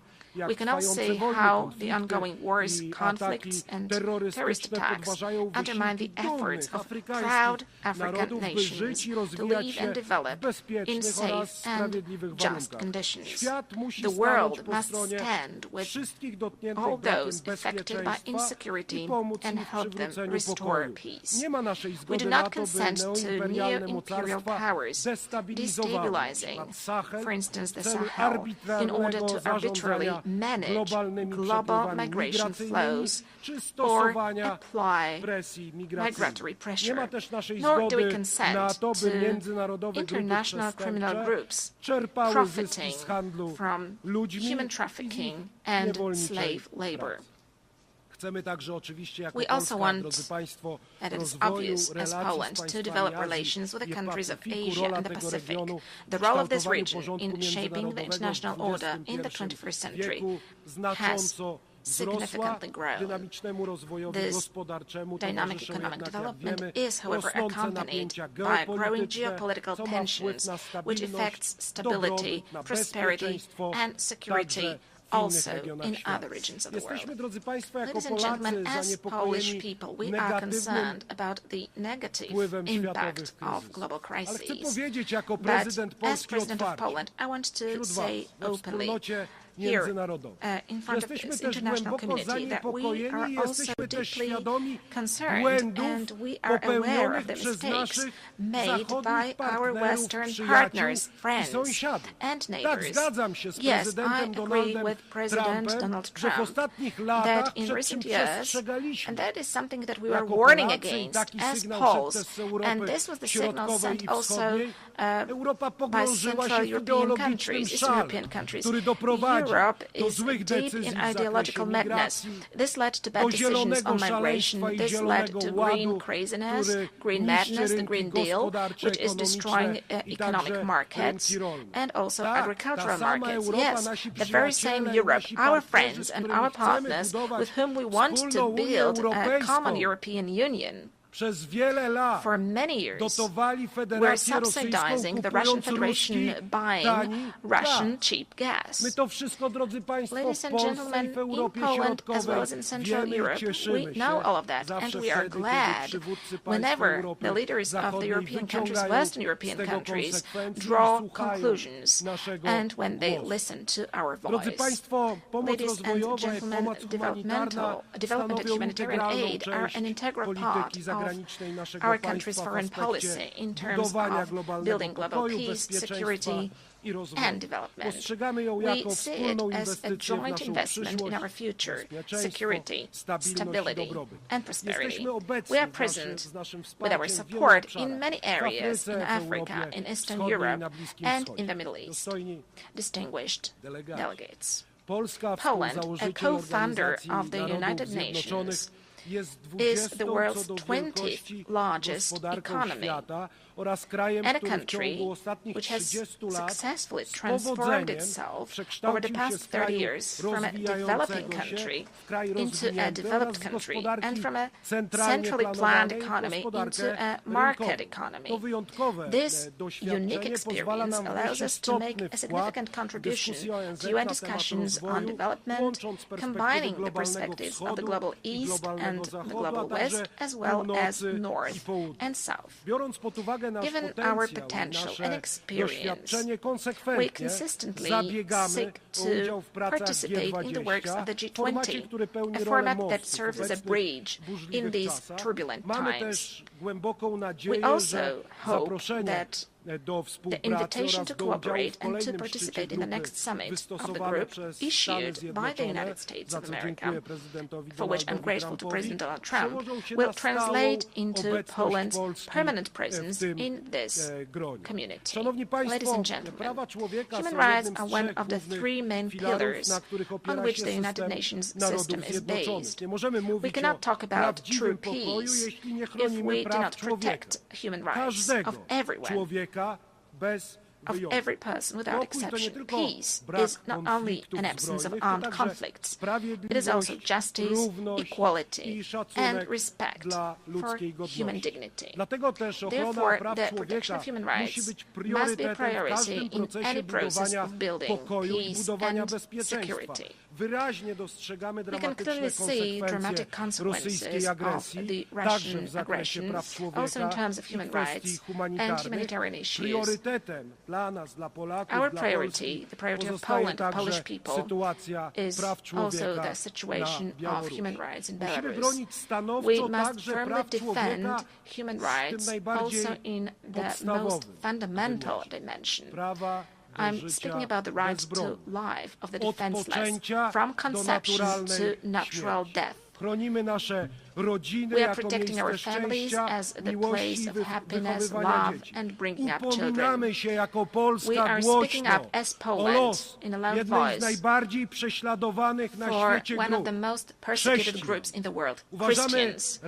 We consider the Human Rights Council to be the main human rights body within the United Nations system, playing a key role in ensuring compliance with human rights standards. That is why Poland has submitted its candidacy for membership of the Human Rights Council for the period 2029-2031. Our candidacy reflects our commitment to promoting and protecting human rights around the world. Distinguished Mr. President, Your Excellencies, esteemed delegates, the United Nations was established 80 years ago. This anniversary shows how far we have come, but also how many challenges still lie ahead. Today we know that international cooperation is not an option, it is a necessity for all of us. It is unacceptable that aggressors begin to march with impunity through other people's territories, and perpetrators of war crimes sleep peacefully without accountability every day. Let me remind you that after World War II, there was no room for relativizing crimes, at least in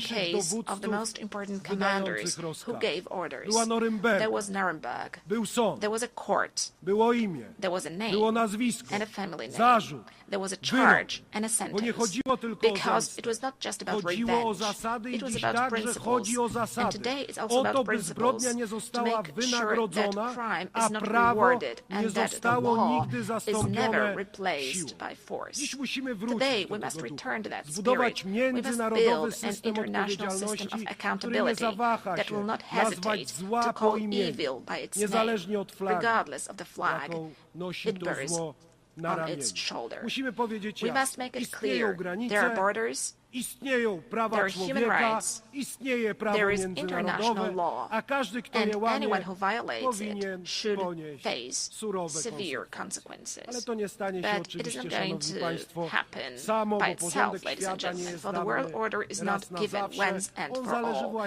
It depends precisely on us, on the governments, institutions, but most importantly, on societies. As one of the Nobel Peace Prize laureates once said, neutrality helps the oppressor always, never the victim. Silence encourages the tormentor, never the tormented. Let these words be not just a warning, but also a call to action. To act.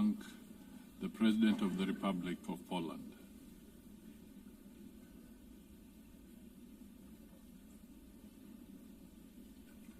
The Assembly will now hear an address by His Excellency Daniel Francisco Chapo, President of the Republic of Mozambique.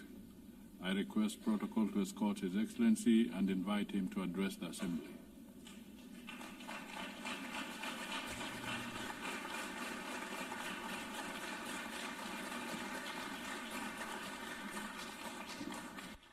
Muito obrigado.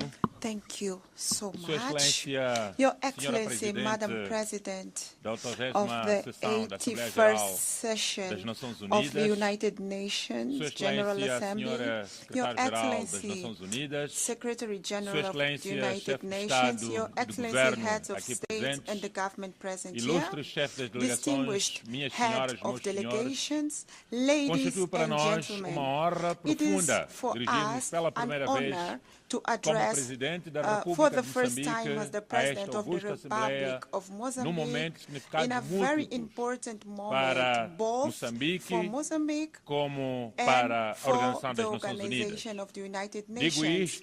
I'm saying this celebramos 50 anos da nossa independência nacional, 50 anos 50 years of our admission as full members of the UN, and 80 years of these big organizations. Gostaríamos de saudar e felicitar a Senhora Presidente, Sua Excelência Ana Helena Barbock, pela presidência da 80ª sessão, bem como enaltecer o trabalho do Presidente cessante, Sua Excelência Philemon Yang, que fez excelente trabalho. Não poderíamos deixar de render homenagem ao Secretário-Geral das Nações Unidas, o engenheiro António Guterres, pela sua incansável advocacia em defesa do multilateralismo, pela atenção dedicada às prioridades de África e pela visão de lançar a iniciativa UN 80. Hoje, envolvidos 80 anos desde a sua criação, testemunhamos com satisfação to witness the progress that the United Nations has helped to achieve. The independence of the Republic of Mozambique, as well as the many African countries and other continents of this planet. This is just one of the evidence of this legacy of the UN.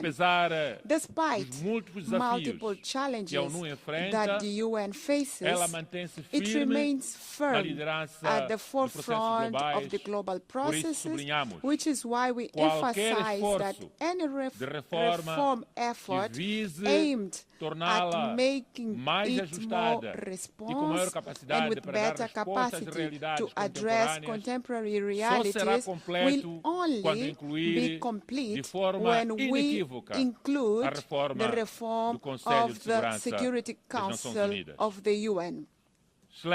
Your Excellencies, the year 2025 has tested the limit of multilateralism with the United Nations at the epicenter. we have witnessed the intensification and escalation of conflicts and growing sense in the whole world. And we also see a growing sense of impunity. The ongoing conflicts in various corners of the world and the crisis remind us that the promise to save the future generations from the scourge of war, written in the letter of 1945 Charter, remains unfulfilled. 8 years of building multilateralism institutions, safeguards and principles that have governed global affairs are now at risk. The result is clear. Wars are multiplying, the climate crisis is worsening, debt are mounting, tariffs are rising, the disillusion is spreading, and above all, the nuclear is returning. Added to these threats, we also have the economic consequence of successful crises in the world. We are talking about the pandemic of COVID-19, the war in Europe, in the Middle East, and the wars in Africa. From the rising of commodity prices to financial volatility globally. All of this generates unsustainable debt and ever-deepening inequalities in the society. We are witnessing a concerning setback of the international commitment. With only 5 years to go until 2030, to the agenda of SDG is at risk because the targets have not been met and we still have a long to go. And the climate crisis accelerates and intensifies all other crises that we know. Droughts are turning the population with famine, cyclones into humanitarian disasters, displaces into despair, which is exploited by unscrupulous stakeholders.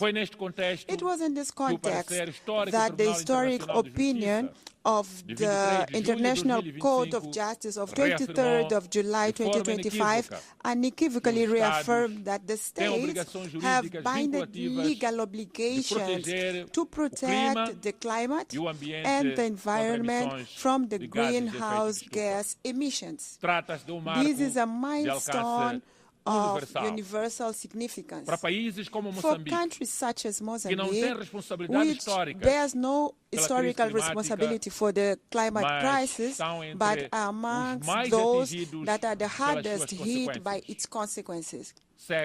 Droughts, cyclones, floods, inundations.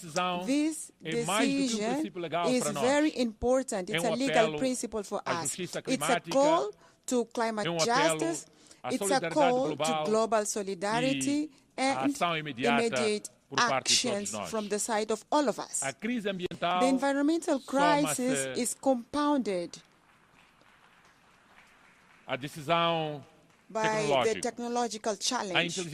Artificial intelligence and other emerging technologies offer extraordinary opportunities, but also serious risks of exclusion, manipulation of the society, and even militarization throughout autonomous weapons. These advances pose new challenges to the defense and human dignity, justice, and labor. As long as we do not fully understand how these models work, we cannot entrust them critical tasks without robust safeguards in place. Otherwise, we are going to destroy the world. For that reason, Mozambique advocates a technological and climate diplomacy capable of regulating risk and democratizing benefits through genuine transfer and sharing of knowledge, of technology, so that the science and technology are not factors of exclusion, but rather instruments of climate justice and inclusive development in the world. Perante estes desafios Faced with these interconectados, interconnected challenges, o nosso continente, our continent, África, can e deve and assumir must papel play ativo an active na role definição in de defining normas e padrões international roles internacionais, and na standards, formulação de princípios de formulating ética principles científica and e na scientific determinação ethics das and prioridades determining de research investigação, priorities, garantindo que a ensuring inovação that technology tecnológica innovation esteja is sempre always ao at the serviço service da of the humanidade humanity e não and na not destruição at the service da of humanidade. destruction of the Perante estas humanity. crises, In face o of this caminho não é o crisis, the isolamento, isolation is not the é o answer. diálogo construtivo Constructive e o dialogue reforço and strengthening do of multilateralismo. multilateralism are. O Pacto do The Futuro, Pact for the Future, adotado em adopted in 2024, 2024, oferece offers respostas concrete concretas e and inovadoras innovative para o lançamento responses de um for a launching multilateralismo of ajustados aos multilateralism desafios adapted to do challenges século XXI. to the 21st century. Moçambique, como país as africano, an African detentor country de vastos with recursos vast naturais natural resources e de uma and riqueza cultural unparalleled inigualável, culture wealth, tem se has destacado distinguished na itself promoção in the e promotion fortalecimento and da strengthening democracia of democracy no continente in the africano. African continent. Desde que avançamos Since com we o moved pluralismo forward político, with political trabalhamos pluralism, we've intensamente been e working tirelessly incessantemente and para to consolidar as bases consolidate de um the sistema foundation democrático of a robusto, robust democratic com a system, realização de eleições holding regulares regular e and transparentes, transparent elections refletindo a that vontade reflect popular the will e of assegurando people que and cada ensure cidadão that moçambicano every Mozambican tenha citizen voz has the e voice participação nas and decisões a que moldam o say in futuro the decisions da that nossa shape nação the moçambicana. future of our nation Aliás, in Mozambique. a nossa Indeed, presença neste pódio our hoje presence in this é o podium resultado is de a processo result de of a escolha livre free e and a transparent process of the Mozambican people, from Rovuma to Maputo, from Zumbo to Indico, and in the diaspora. We have historically had an ongoing commitment to dialogue and building bridges between different political and social actors. This commitment to the dialogue was crucial for the lasting peace achieved after decades of conflict and for the political stability that we enjoy today in Mozambique. Currently, Mozambique stands out for its ongoing efforts to promote an inclusive national dialogue, which the public consultation phase was launched on the 10th September. We are working to ensure that all the sectors of the society, regardless of their origin, political, societal, economic position, they all should be heard and have their concerns taken into account in the national decision. This process will not only strengthen the Mozambican democracy, but also ensure that the country development is truly reflected the needs and aspirations of all Mozambicans without exception. We do believe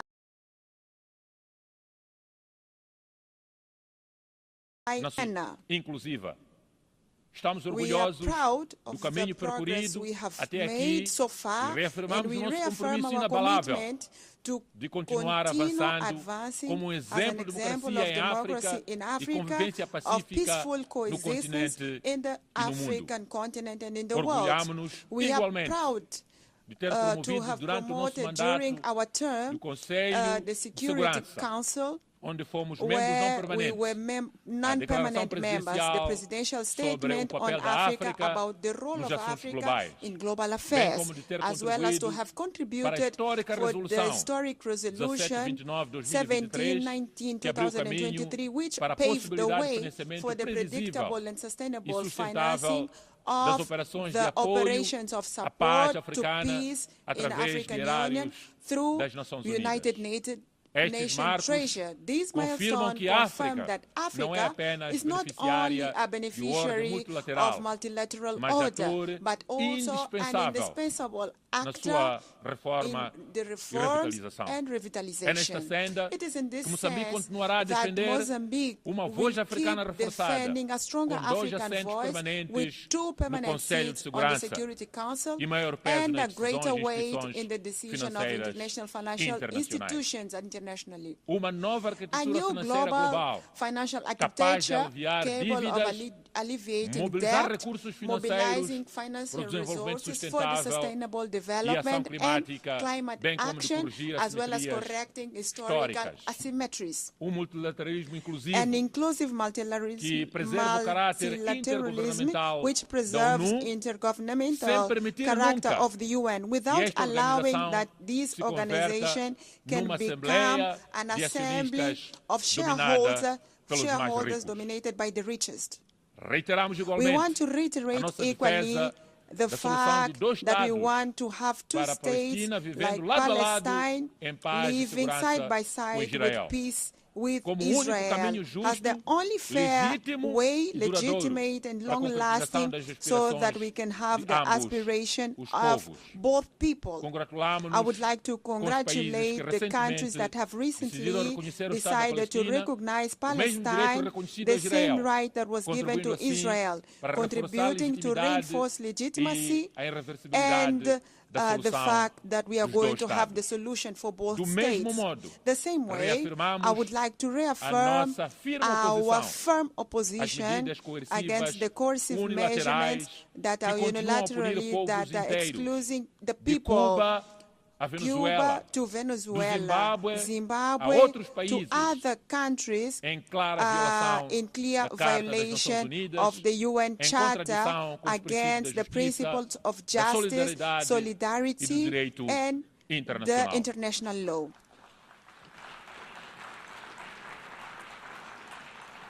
Minhas senhoras e meus senhores, ladies and gentlemen, the topic chosen for this session is like it's better to be together. 8 years and counting for peace, development of human rights could not be more timely. It is intrinsically linked to the events of this week. Where we are having this high level in the UN, the celebration of Beijing Conference on Women, the Climate Summit, the first biennial summit for sustainable and inclusive and resilient global economy mandated by the Pact for the Future, the celebration of youth, the elimination of nuclear weapons, and the meeting on global health and well-being. All these meetings reaffirm the vitality and the centrality of the UN and conveys the same truth. What unites us as a humanity is much greater than what divides us. We are different people, but we share the same earth. We profess different creeds, but we all aspire to the same dignity. We speak different languages, but we share a single destiny. In fact, today, where we are today, we all know the date of birth, but no one knows the day they are going to die. And this is a clear sign that we all are equal like human beings. Today, the creed that we need is not one exclusion.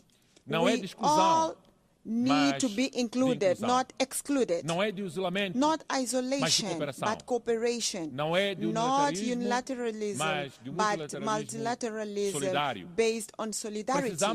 We need today, all of us, to have a renewed faith in the humanity's collective ability to face the common challenges of Gaia, our common home. The world is at a real turning point. We all feel this. Either we deliver the 2030 agenda that we've written it ourselves, or we will have to accept seeing a relegated and failed promise. And for this, goodwill is not enough. Honoring the principle of common responsibility and differentiality is important. We need resources on a scale. We need to work in a smarter way to align mandate with national priorities for each of us, to invest in data, technology, institutional capacity, and most of all, ensure that Africa has a full seat at the table where decisions are taken for its future. The message of Mozambique is very clear. We want partnerships based on mutual respect and shared value. To paraphrase the late President Samora Moisés Machel, the President of the Popular Republic of Mozambique at the time, today Republic of Mozambique, international solidarity is not an act of charity. It is an act of unity amongst allies. The 80th anniversary of the UN invites all of us to renew our spirit of solidarity, international solidarity, and human solidarity. The challenges before us are enormous, but we are indeed better together, as the topic of the UN says. And if it is true that each generation inherits the world from the previous one, it is also true that each generation has the duty of leaving a better world for the next generation. This is the guidance principle of the Agenda 2030. It is the spirit of the Pact of the Future, and it is the reason why we have this organization, the United Nations, to transform the whole of the people in the world into actions, solidarity into concrete results for the people, so that we may have the courage, all of us, in the planet, to reform with wisdom, learn from our mistakes, and the determination to offer peace, development, and human rights to everyone, all human beings in the planet. To conclude, I would like to say that Mozambique counts on the UN, and the UN can count on Mozambique. Thank you so much, everyone, and wish you success. Thank you. On behalf of the Assembly, I wish to thank the President of the Republic of Mozambique.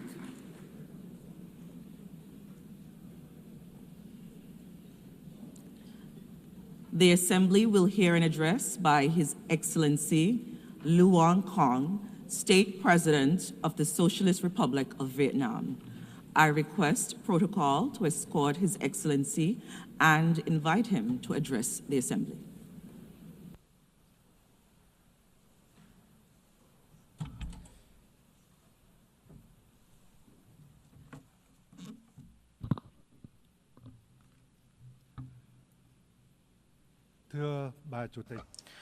Madam President, I would like to extend my heartfelt congratulations to Madam Annalena Baerbock on her election as President of the 80th session of the UN General Assembly. I am fully confident that with her experience and able leadership, this session will be a great success. I would also like to pay tribute to Mr. Philemon Young, President of the 79th session, and Secretary General Antonio Guterres for their contributions.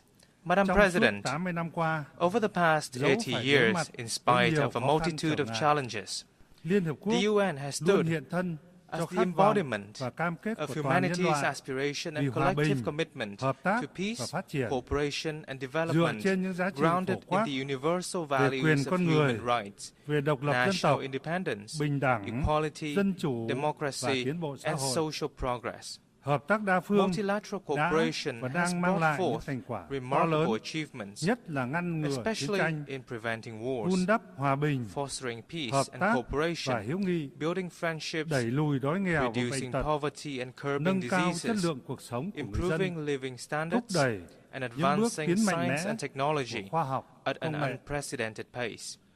Yet today, we find ourselves in a profoundly changing world, facing unprecedented acute challenges, local wars, conflicts, arms races, and the use or threat of force in the international relations are escalating at an alarming rate. non-traditional security challenges are exerting heavy tolls on all countries and communities. The global governance, trading, and economic systems are becoming fragmented and volatile. Multilateralism itself is under strain from strategic rivalry among major powers, unilateralism, and a sharp decline in political will and necessary resources. This is precisely the time to stand united and together promote the irreplaceable role of multilateralism and a rules-based international order, with the UN at its heart. Madam President, as a nation that has endured immense pain and losses from wars, Vietnam treasures more than most the priceless values of peace. The spirit of peace, amity, compassion, and altruism is deeply woven into our national identity. This forms the bedrock for us to overcome previous sufferings, mend old wounds, shove the past, and look towards the future, with the hope to become a friend and reliable partner to all nations around the world. Peace is both the goal and the prerequisite for our journey towards a stable, just, democratic, and prosperous future. Honoring the value of peace and driving robust transformation for a sustainable future is the sincere message that Vietnam wishes to share with the international community on the occasion of the UN's 80th anniversary. In this spirit, allow me to share my reflections as follows.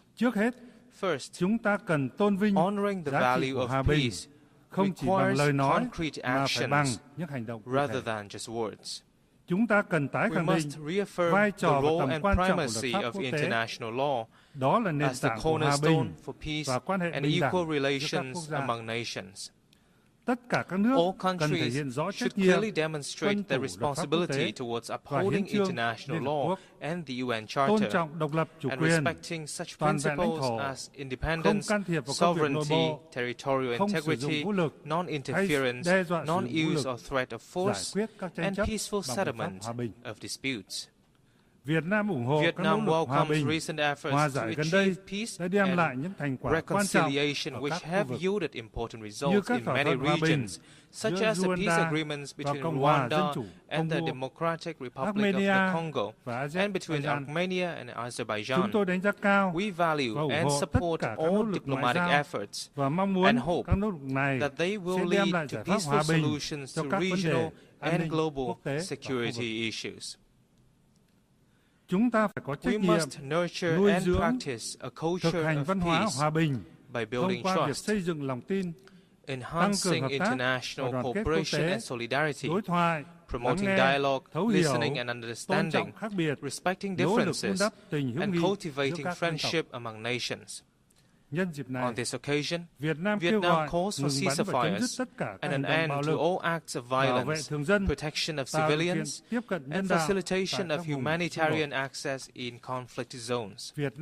Vietnam welcomes the recent recognition of the State of Palestine by more countries and urges the international community to act swiftly to end the humanitarian crisis faced by the Palestinian people. We also reaffirm our solidarity with the state and people of Cuba and call upon the United States to lift its embargoes against Cuba and remove Cuba from the list of state sponsors of terrorism. We must further promote the role of regional organizations in promoting peace, cooperation, and development. International efforts for peace and development will be truly effective when driven by regional organizations in line with the particularities of each region and countries. As an active ASEAN member state, Vietnam is proud of ASEAN's growing strength and its centrality in the Asia-Pacific's security and development architecture. Most recently, ASEAN contributed to the ceasefire agreement between Cambodia and Thailand, And we are committed to upholding ASEAN's core values of solidarity, consensus, and unity in diversity, building a resilient, inclusive, and sustainable ASEAN community, and effectively implementing the 5-point consensus on Myanmar.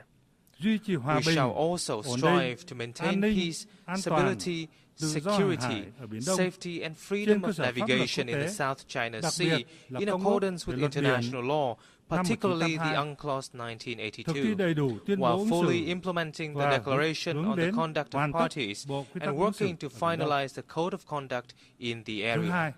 Second, in a world at a historic crossroads, we must transform boldly to shape a sustainable future.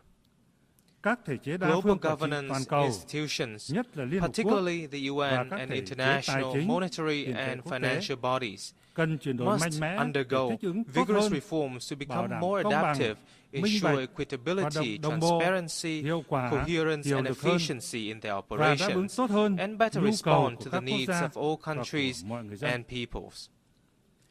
Vietnam welcomes and supports efforts to reform the UN, including the UNAT initiative, to build an UN 2.0 that is leaner, more coherent, effective, and efficient. This initiative must follow a holistic and integrated approach, being driven by member states. Vietnam stands ready to share its experience in successfully implementing the Delivering as One initiative of UN organizations in the country.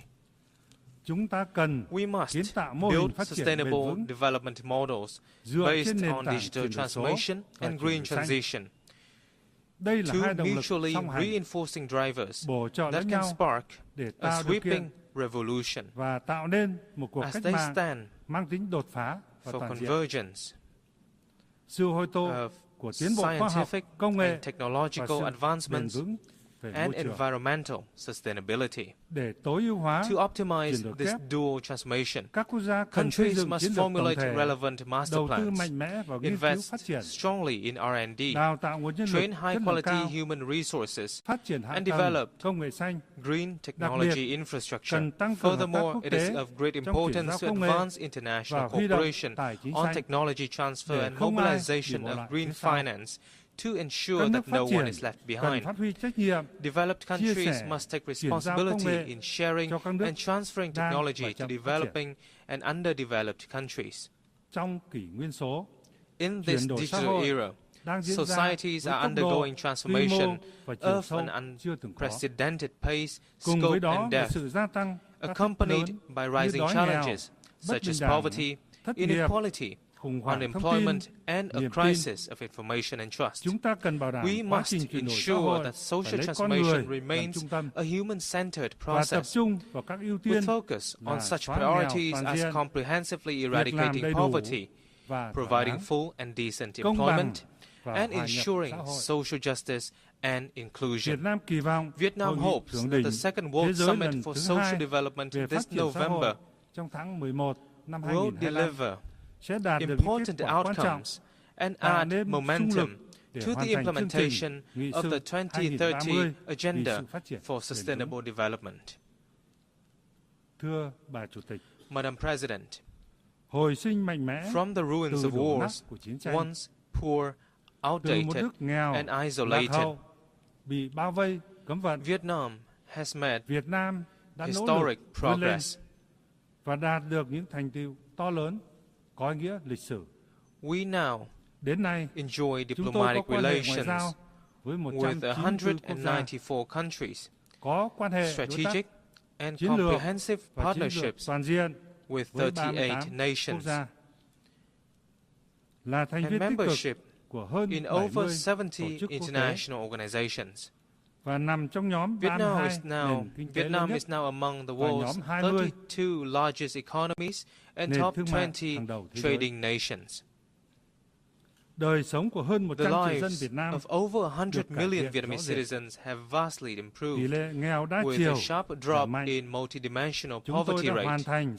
We have met the Millennium Development Goals ahead of schedule and are striving to fulfill international commitments and on course toward two strategic centennial goals: becoming a modern, industrialized, upper middle income developing country by 2030 and a developed high-income nation by 2045.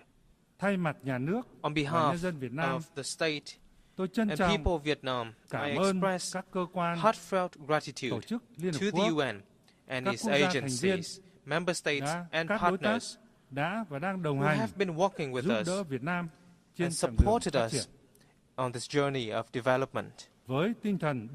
Guided by the spirit of self-reliance, resilience and solidarity for the common cause, Vietnam pursues an independent, self-reliant foreign policy for peace, cooperation and development, while diversifying and multilateralizing our external relations, and strive to further expand and deepen our international integration in a more proactive manner, with a strong commitment to being a friend, a reliable partner, and a responsible member of the international community. Vietnam will continue to make every effort and stand with all nations to shoulder our shared responsibilities, overcome challenges, and foster transformative changes to build a world of peace, stability, prosperity, and sustainability, delivering happiness and well-being to all. Vietnam is actively preparing to assume the presidency of the 11th Review Conference of the Treaty on the Non-Proliferation of Nuclear Weapons in 2026. And we look forward to the valuable support of member states for our candidacies to the UN Human Rights Council for the 2026-2028 term and to the International Tribunal for the Law of the Sea for the 2026-2035 term. We particularly look forward to welcoming you all to Hanoi on the 25th of October for the signing ceremony of the UN Convention against Cybercrime. I thank you.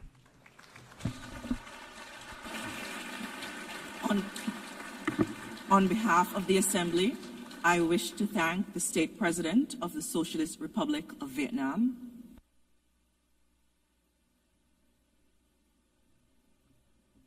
the Assembly will hear an address by His Excellency Juan Manuel Gonzalez Lourenço, President of the Republic of Angola.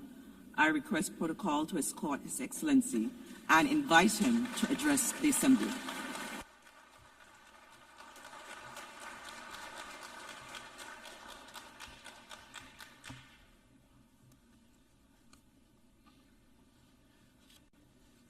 Sua Excelência, Presidente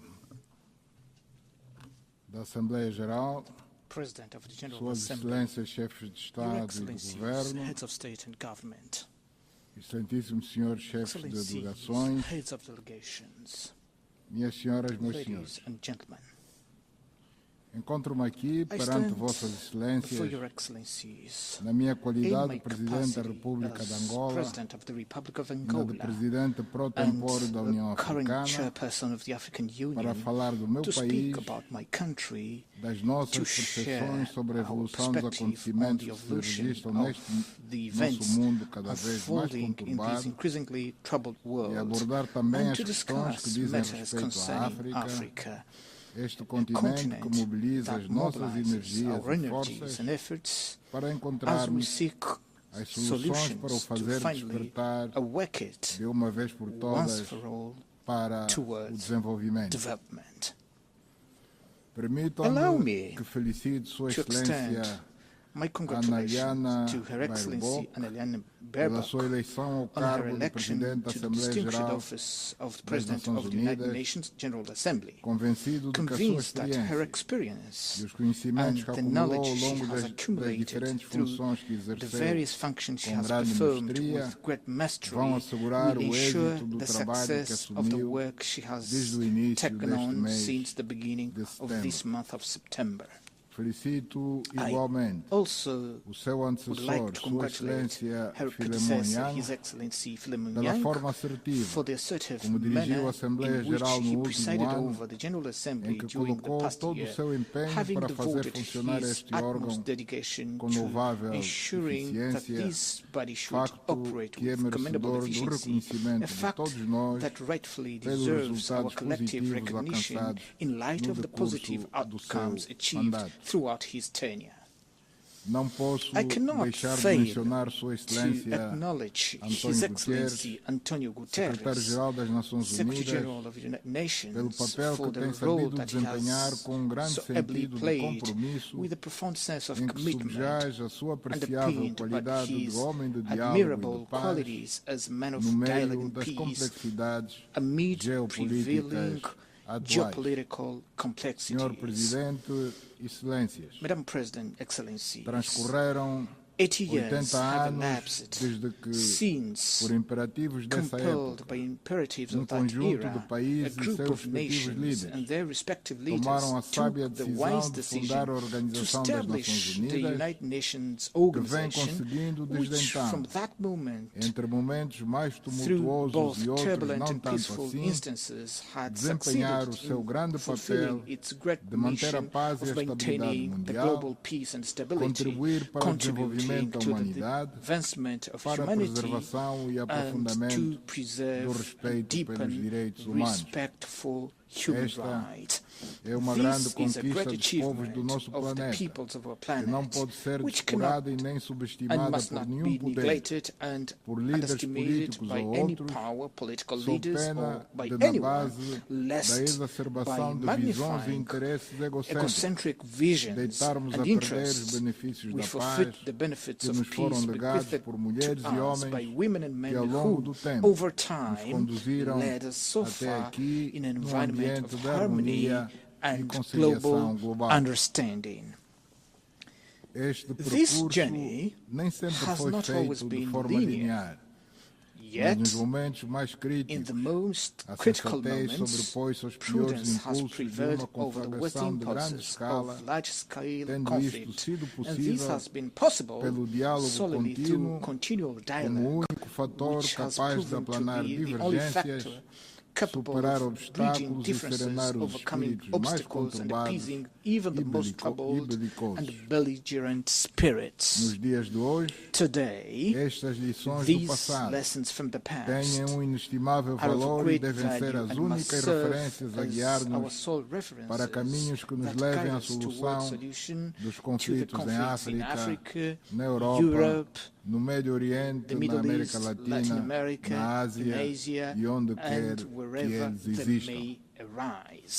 No contexto incerto em que estamos a celebrar o 80º aniversário das Nações Unidas, o tema Melhor Juntos, 80 anos e mais para a paz, o desenvolvimento e os direitos humanos, ganha uma dimensão que nos convida a refletir sobre o significado profundo do apelo da Senhora Presidente da Assembleia Geral à renovação do multilateralismo e da ação solidária dentro de um quadro de ações comuns e complementares executadas por uma Organização das Nações Unidas mais ágil, eficaz e responsável, tal como concebido no roteiro Initiative do Secretário-Geral.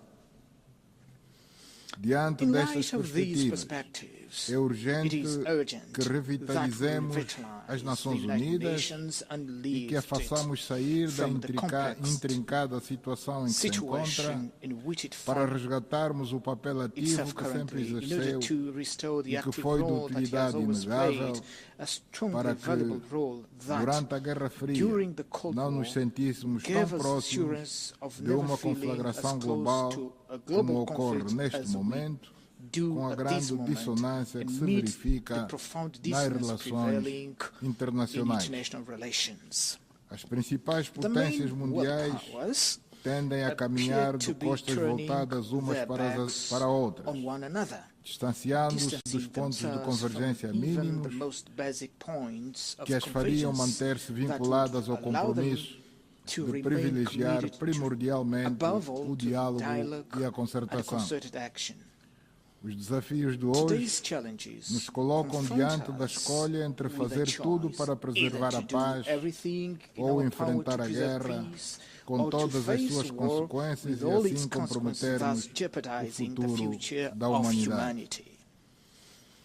Aquelas potências mundiais que no passado jogaram um papel crucial para a libertação da Europa e dos europeus das garras do nazismo, do fascismo e também para a libertação da África e dos africanos do regime do apartheid da África do Sul, não podem comportar-se hoje de forma diferente, agredindo outros países, invadindo e anexando territórios alheios, nem mesmo financiar e organizar a subversão que pode levar ao derrubo de governos legítimos, como constatamos atualmente no nosso próprio continente. Com este precedente perigoso, nenhuma instituição regional, continental ou mundial terá daqui para frente autoridade moral para chamar a razão a qualquer Estado violador dos princípios que regem a Carta das Nações Unidas e o direito internacional. Nós, os africanos de países colonizados durante vários séculos, percebemos melhor do que ninguém a importância da paz, por termos de fazer face diariamente à luta para levar alimentos às pessoas, água potável, saúde, educação e outros bens essenciais fundamentais, o que gera uma sensibilidade especial sobre a incidência nefasta da insegurança e da instabilidade sobre a realização dos nossos objetivos e projetos de desenvolvimento.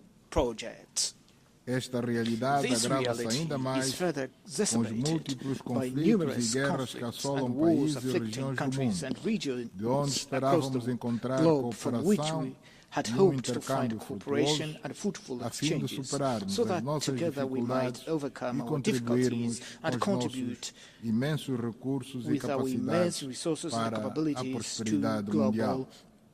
É nesta base que a República de Angola tem procurado prestar uma contribuição honesta e genuína à solução do conflito na região do Sahel, no Sudão e no leste da República Democrática do Congo, relativamente ao qual as nossas diligências criaram um quadro negocial com soluções de paz que lamentavelmente não se concretizaram em dezembro de 2024, como era expectável, mas que se mantém como uma plataforma válida para outros esforços que vêm sendo envidados com o propósito de se pôr um fim definitivo a esse conflito. Senhora Presidente, Excelências, este conflito e tantos outros de que temos memória são, em grande medida, consequência da passividade dos Estados-membros das Nações Unidas, que se têm revelado muitas vezes inoperantes face às invasões de territórios terceiros e às interferências na ordem interna de países soberanos que ocorreram nestes últimos anos e que, por não terem merecido uma reação firme, inflexível e assertiva, tornaram-se em factos consumados, que estão no epicentro das grandes tensões que se vivem atualmente no mundo. As consequências disso estão patentes aos nossos olhos. No Médio Oriente, onde o incumprimento sistemático das pertinentes resoluções do Conselho de Segurança das Nações Unidas sobre a criação do Estado da Palestina mantém aceso um conflito que se agrava todos os dias e que parece não ter um fim à vista face à desproporcional e violenta ação de resposta e retaliação de Israel, que tendo direito à sua existência como um Estado e a exigir a libertação dos ainda reféns do trágico 7 de outubro, não se lhe pode, contudo, must not, however, be que desenvolva allowed na to Palestina e pursue particularmente in na Palestine, faixa and de particularly Gaza in the Gaza uma Strip, política a de policy extermínio of de extermination todo of a povo. whole people. O povo palestino, que não pode ser confundido com o Hamas, porque não há povos e muito menos crianças terroristas, tem exatamente o mesmo direito a um Estado independente e soberano, onde possa fazer valer a sua cultura, cuidar do seu futuro e abrir perspectivas previsíveis e seguras para a sua juventude. As preocupações em torno deste conflito assumem uma escala ainda maior diante do silêncio, das hesitações e das reações tímidas da comunidade internacional que parecem legitimar a expansão da guerra para os países da região, corroendo inexoravelmente a autoridade das Nações Unidas. Nada pior do que a exclusão da delegação da Palestina a este fórum, onde teria o direito de fazer ouvir a sua voz como Estado-membro à luz dos termos do acordo. A não garantia da presença do presidente da autoridade palestina nesta Assembleia Geral emite um sinal muito negativo, pois encoraja a continuação do genocídio, a que todos assistimos impotentes e impunemente, adia a resolução do problema e complica os esforços que vêm sendo envidados para se pôr termo a esse intrincado conflito. Condenamos veementemente esta posição unilateral, contrária aos princípios que regem as Nações Unidas, da mesma forma que apelamos ao levantamento sem condições do injusto e prolongado embargo contra Cuba, que tem consequências graves sobre a economia e as condições de vida do povo cubano, que luta diariamente para resistir a uma punição que é rejeitada pela comunidade internacional. Cuba, que desempenhou um importante papel na luta dos povos africanos, que levou ao derrube do regime racista e desumano do apartheid na África do Sul, e que por este facto foi parte signatária do Acordo de Paz de Nova Iorque, de 22 de dezembro de 1988, que trouxe a liberdade ao povo sul-africano e levou à independência da Namíbia, não pode ser considerada de forma arbitrária e unilateral como um Estado patrocinador do terrorismo à luz das relevantes resoluções das Nações Unidas. Este modelo de atuação de um pequeno grupo de países que não se ajusta aos padrões de convivência global minimamente aceitáveis está na origem das sanções unilaterais e subjetivas aplicadas também ao Zimbábue e à Venezuela, que nenhum outro resultado produz que não seja o sofrimento das populações, que num ato de elevado patriotismo acabam por se unir em defesa das suas nações. Senhora Presidente, Excelências, a autoridade desta nossa organização, que tem como fonte a Carta das Nações Unidas e o direito internacional, deve ser resgatada com urgência, sem narrativas que deixem sobressair a lógica de dois pesos e duas medidas, para que se busquem soluções justas para a guerra na Ucrânia, ou que se reforcem as que estão em perspectiva desde a reunião do Alasca, sendo a Ucrânia um país europeu. Depois que o presidente Trump teve o pragmatismo de se encontrar com o presidente Putin, sem prejuízo da necessidade de haver negociações diretas entre a Rússia e a Ucrânia, seria de se esperar que os líderes europeus procurassem também, no interesse da paz e segurança da Europa, igualmente dialogar não só com o presidente Zelensky, como também com o presidente Putin.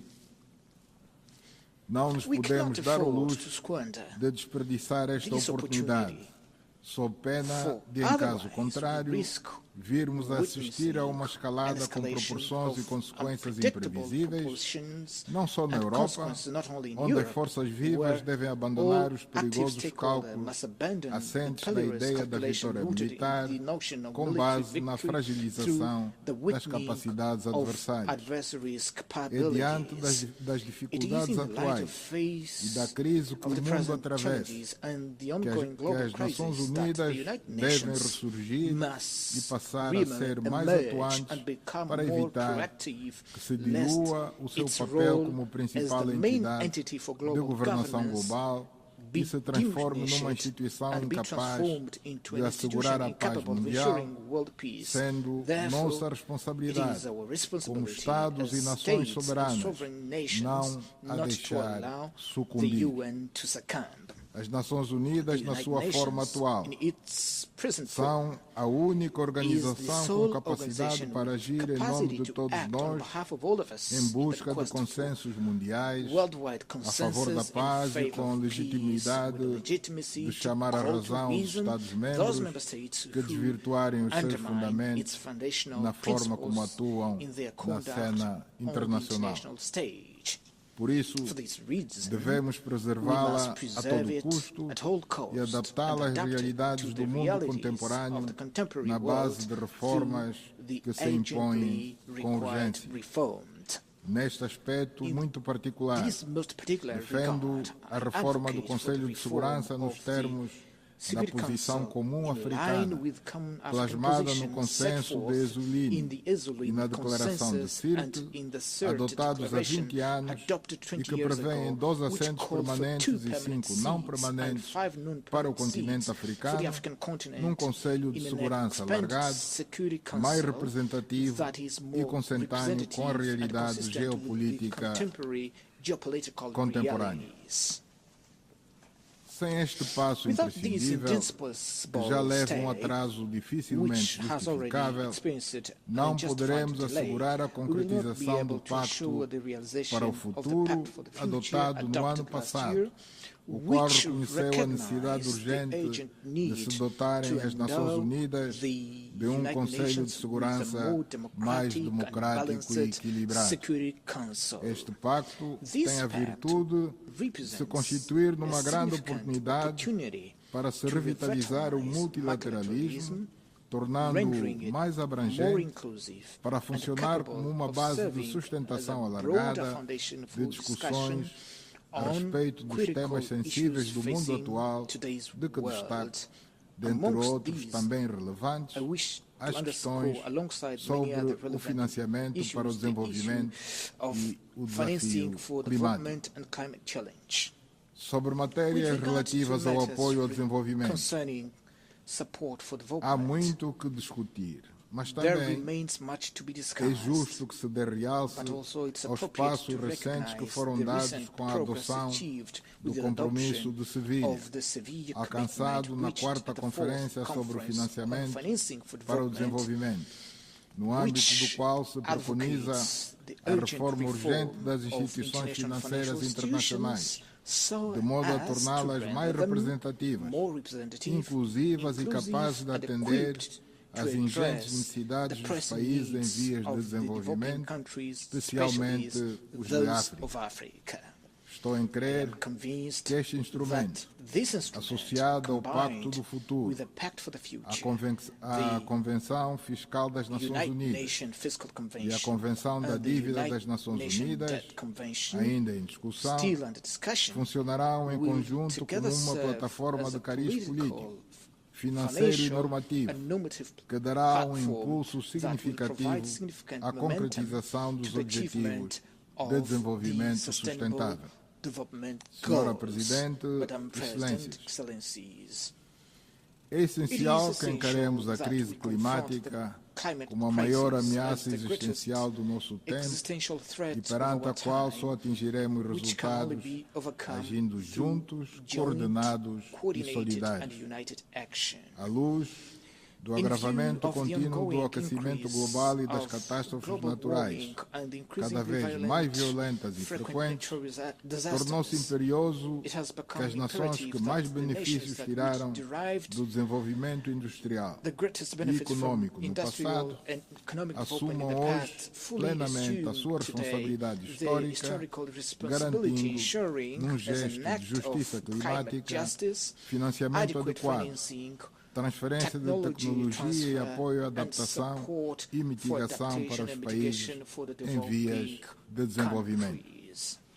Os países que têm uma participação residual nas emissões de gases de efeito de estufa são os que enfrentam de forma desproporcional e praticamente sós os impactos das alterações climáticas, do aquecimento global e dos seus efeitos devastadores sobre a agricultura, a segurança alimentar e a saúde pública.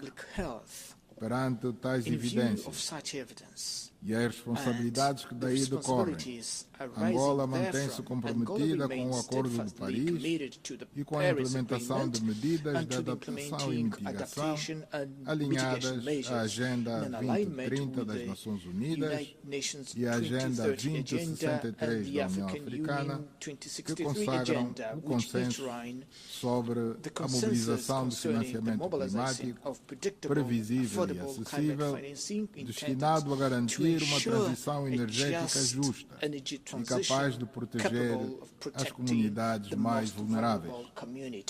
Esta temática transversal, que exige uma postura de responsabilidade cada vez mais acentuada, quer no âmbito das agendas públicas, como na das grandes corporações industriais, merecerá a devida atenção na Cimeira sobre o Clima, COP30, a ter lugar proximamente no Brasil, que acolhe pela segunda vez um evento desta magnitude, ilustrando bem o compromisso e o engajamento deste país com as questões ambientais. No ano de 1992, no Rio de Janeiro, inaugurou-se a Convenção Quadro das Nações Unidas sobre Mudanças Climáticas, paradigma que se revelou de grande utilidade para discussões cada vez mais profundas que se mantêm até hoje e que seguramente, na conferência que se avizinha, nos permitirá a todos dar mais um passo em frente neste longo caminho que teremos que percorrer para atingirmos os grandes objetivos sobre o clima almejados pela humanidade. Excelências, envolvidos 80 anos desde a fundação das Nações Unidas e após o fim da Guerra Fria, a nossa expectativa era a de que estivéssemos a viver num mundo sem incertezas atuais e não tão perigoso quanto observamos nos dias que correm.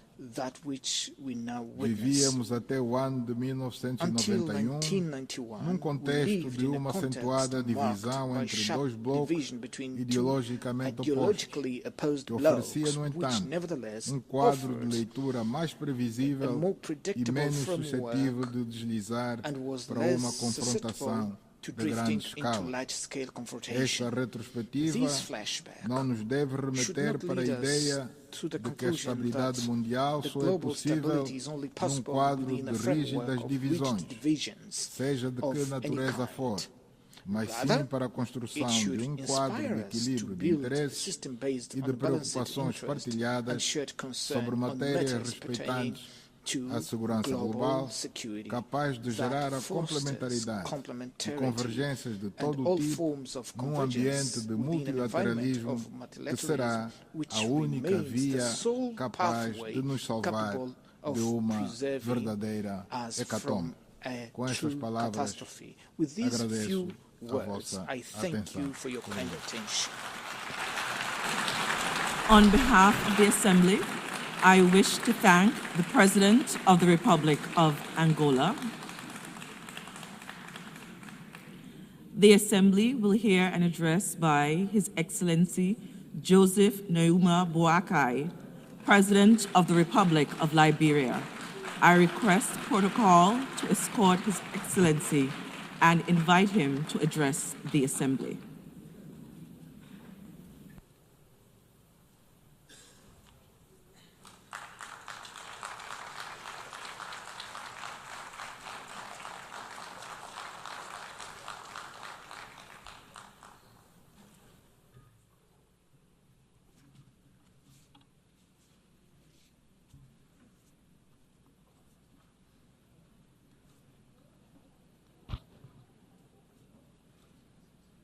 Madam President, Mr. Secretary General, His Excellencies, distinguished delegates, I'm honored to address the 80th session of the United Nations General Assembly on behalf of the people of Liberia.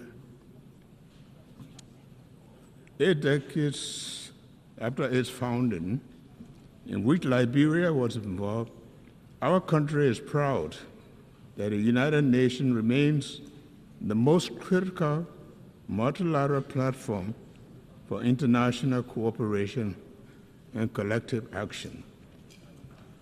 The UN continues to employ the best framework of humanity for peace, justice, security, dignity, and shared prosperity. Madam President, please accept the congratulations from the delegation to Liberia on your assumption of the esteemed office of President of the 80th session of the General Assembly. We trust in your leadership to guide the affairs of this august body. We also extend our commendation to your predecessor for his stewardship on the 79th session, and are grateful to the Secretary General for his leadership.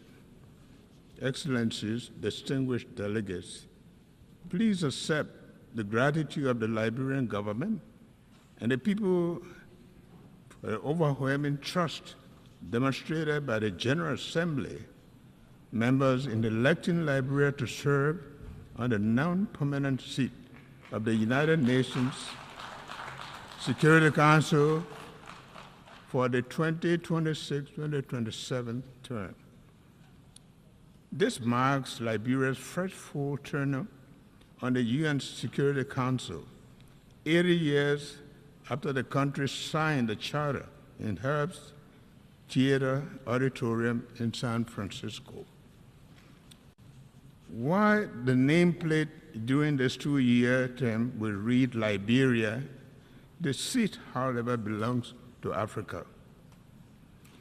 We are committed to ensuring that Liberia's contribution to the Security Council's discussions and the decisions are shaped by hard-earned experiences in conflict resolution, as well as our successes in peace-building, democratic reform, political transition, and governance. Additionally, the collective experience of the continent will be taken into consideration. Liberia looks forward to advocating for Africa's fair representation on the UN Security Council, which can only be achieved through permanent representation as a key part of the UN Security Council reform agenda. Excellencies, when the UN was founded in 1945, nations came together in the belief that peace could only be secured through cooperation. After 2 world wars, it became a widely held conviction that nations are stronger when united than when divided. 80 years later, that conviction is being tested like never before. From wars and displacement to terrorism, threats to technological advances, climate change, and widening inequalities, today our world faces challenges that no country can solve alone. At the same time, and paradoxically, When the world needs to strengthen multilateralism, its credibility and efficacy are being questioned. As one of the 4 African countries to sign the Charter of the United Nations, Liberia feels morally obligated to call for renewal rather than reversal of multilateralism. Reversal of multilateralism is not an option for a just and peaceful world. We call for greater inclusion, effectiveness, and respect for international law, recognizing that the credibility of the United Nations depends on our ability to act together in the service of humanity, rather than apart in the pursuit of narrow interests. Madam President, wars in Europe, Middle East, and Africa remind us that peace is often fragile and must be constantly defended. Therefore, as in 1945, Liberia once again reaffirms its commitment to the dialogue, diplomacy, and the peaceful resolution of disputes. In this spirit, Liberia supports all credible mediation efforts aimed at resolving conflict between Russia and Ukraine, as well as Israel-Palestinian conflict. Liberia stands on a common African position for the realization of the two-state solution, where Israel and Palestinians can live side by side in peace and security in accordance with international law and the relevant UN resolutions. We call on the international community to act together decisively to protect civilians, hold perpetrators of atrocities accountable, and strengthen mediation efforts. Rising from the ruins of civil war, Liberia knows all too well that human cause of conflict and importance of peace. Since 2003, Liberia has experienced 3 peaceful and orderly democratic transitions, each marked by a smooth transfer of power, making our nation safer, more stable, and more secure after over 30 years of unrest, instability, and destruction. Liberians have also worked hard to achieve this through multilateral cooperation with support from ECOWAS, the African Union, and the United Nations. Excellency, distinguished ladies and gentlemen, for Liberia, climate change is not a distant threat, but a present reality.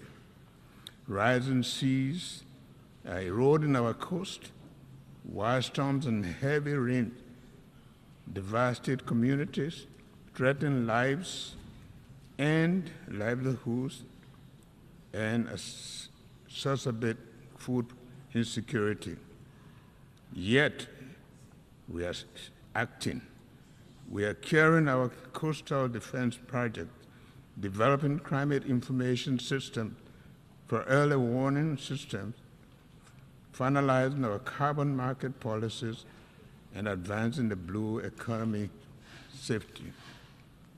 But our efforts alone are not enough.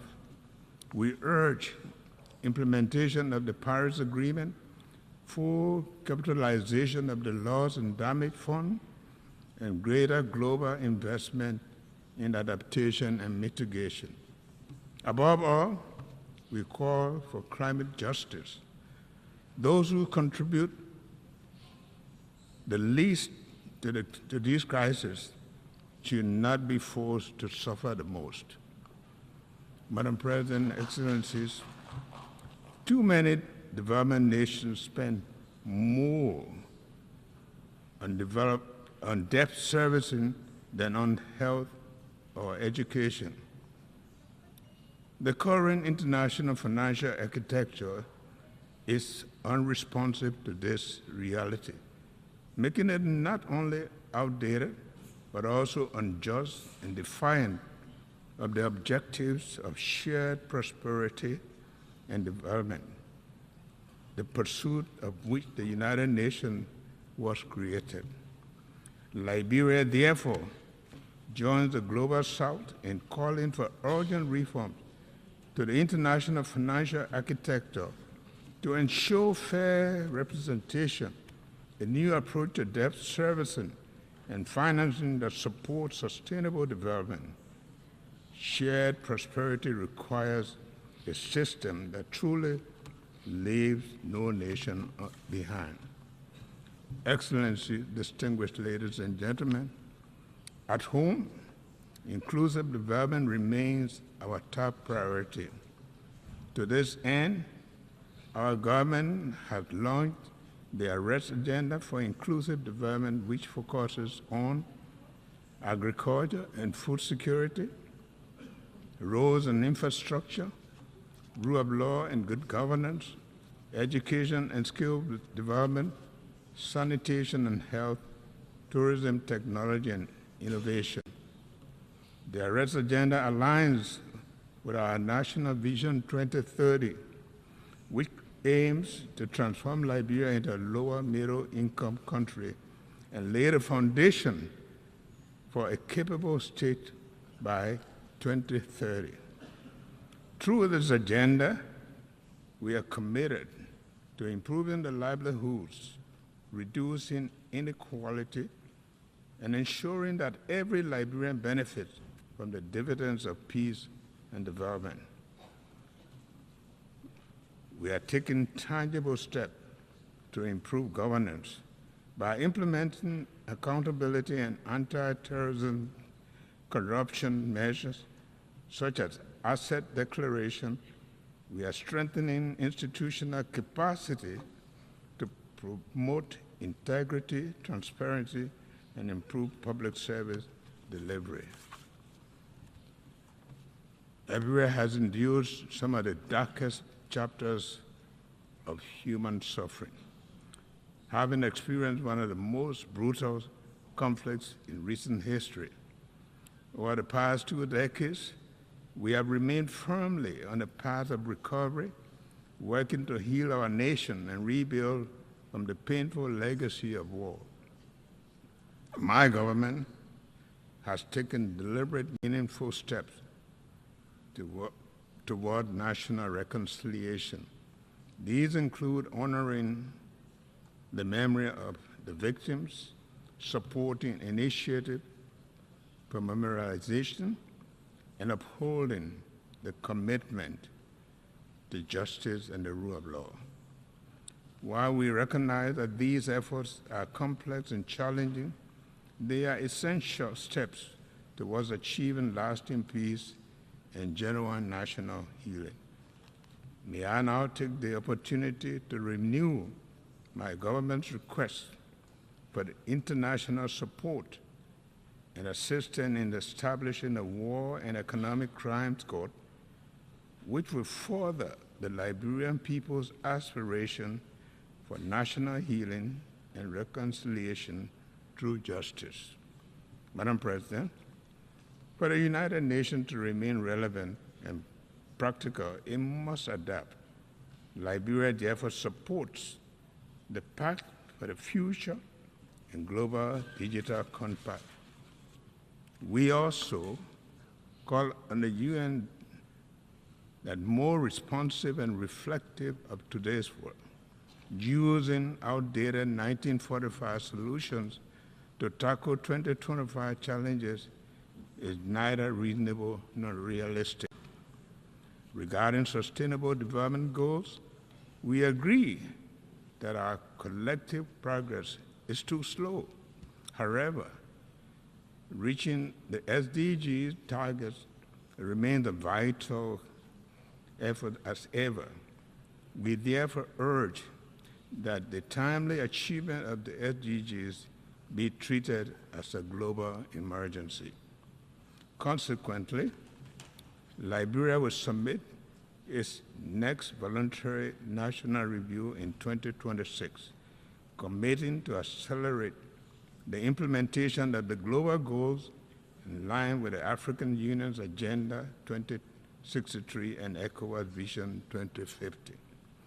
Finally, Excellencies, the theme of this session, Better Together, aptly captures both the spirit and the urgency of our time. The challenges before us are immense, so too must be the collective capacity to overcome them. Liberia pledges to remain a bridge to peace, a development partner, and a defender of human rights. Over the next 80 years, we will continue to honor the promise of 1945 by renewing our commitment to a world where peace is just, development is inclusive, and dignity is universal. Thank you. On behalf of the Assembly, I wish to thank the President of the Republic of Liberia.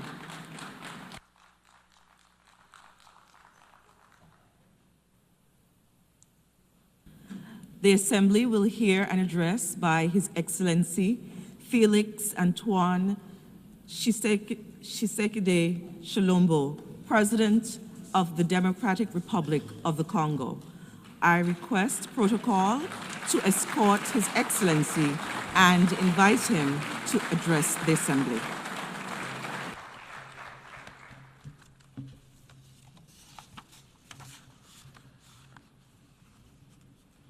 Madame la Présidente, Monsieur le Secrétaire Général, Excellences, Mesdames et Messieurs les chefs d'État et de gouvernement, distingués délégués, Mesdames et Messieurs,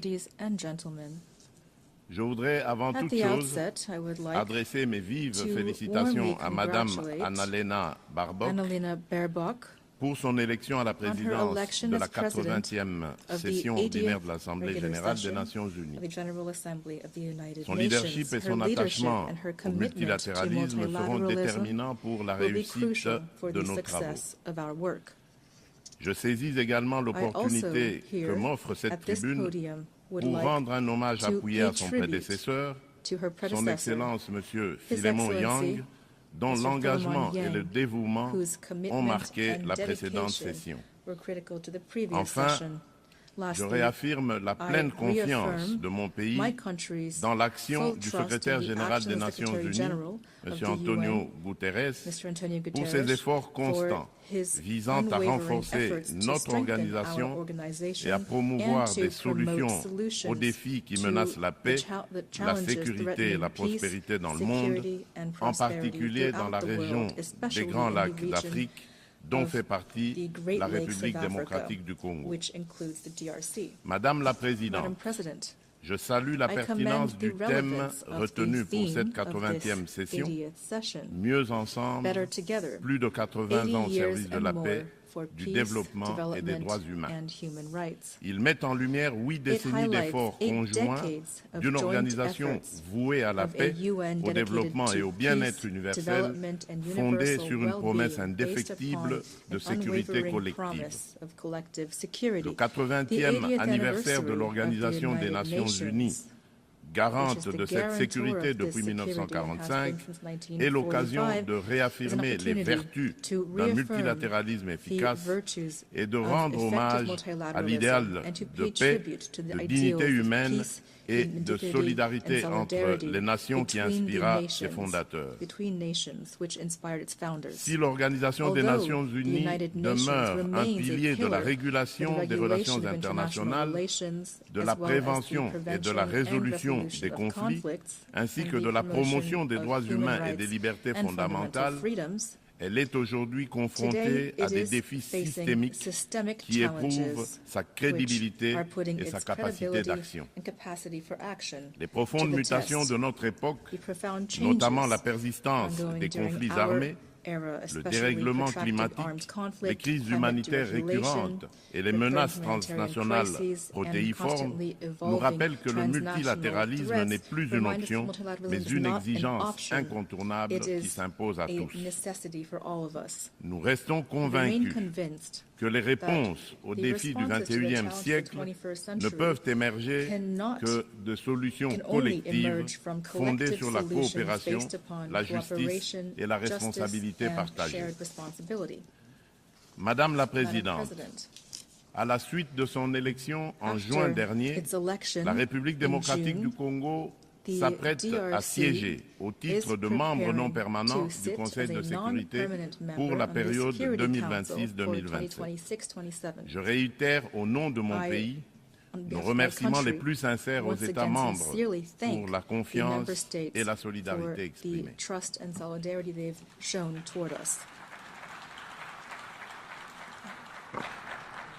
Notre participation sera résolument constructive et holistique.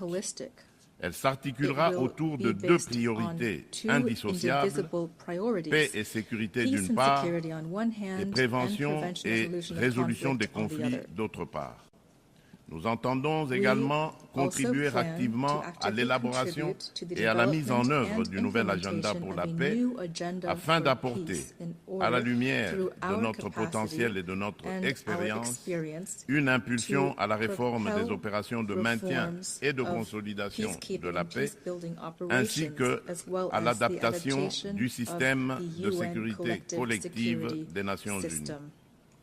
S'agissant de la réforme du Conseil de sécurité, mon pays réaffirme la position commune africaine telle qu'énoncée dans le consensus des Zuluini et la déclaration de Sirte. C'est-à-dire, l'Afrique doit bénéficier de 2 sièges supplémentaires dans la catégorie des membres non permanents et de 2 sièges dans celle des membres permanents, avec les mêmes droits, y compris le droit de veto, les mêmes privilèges et les mêmes obligations que les membres permanents actuels.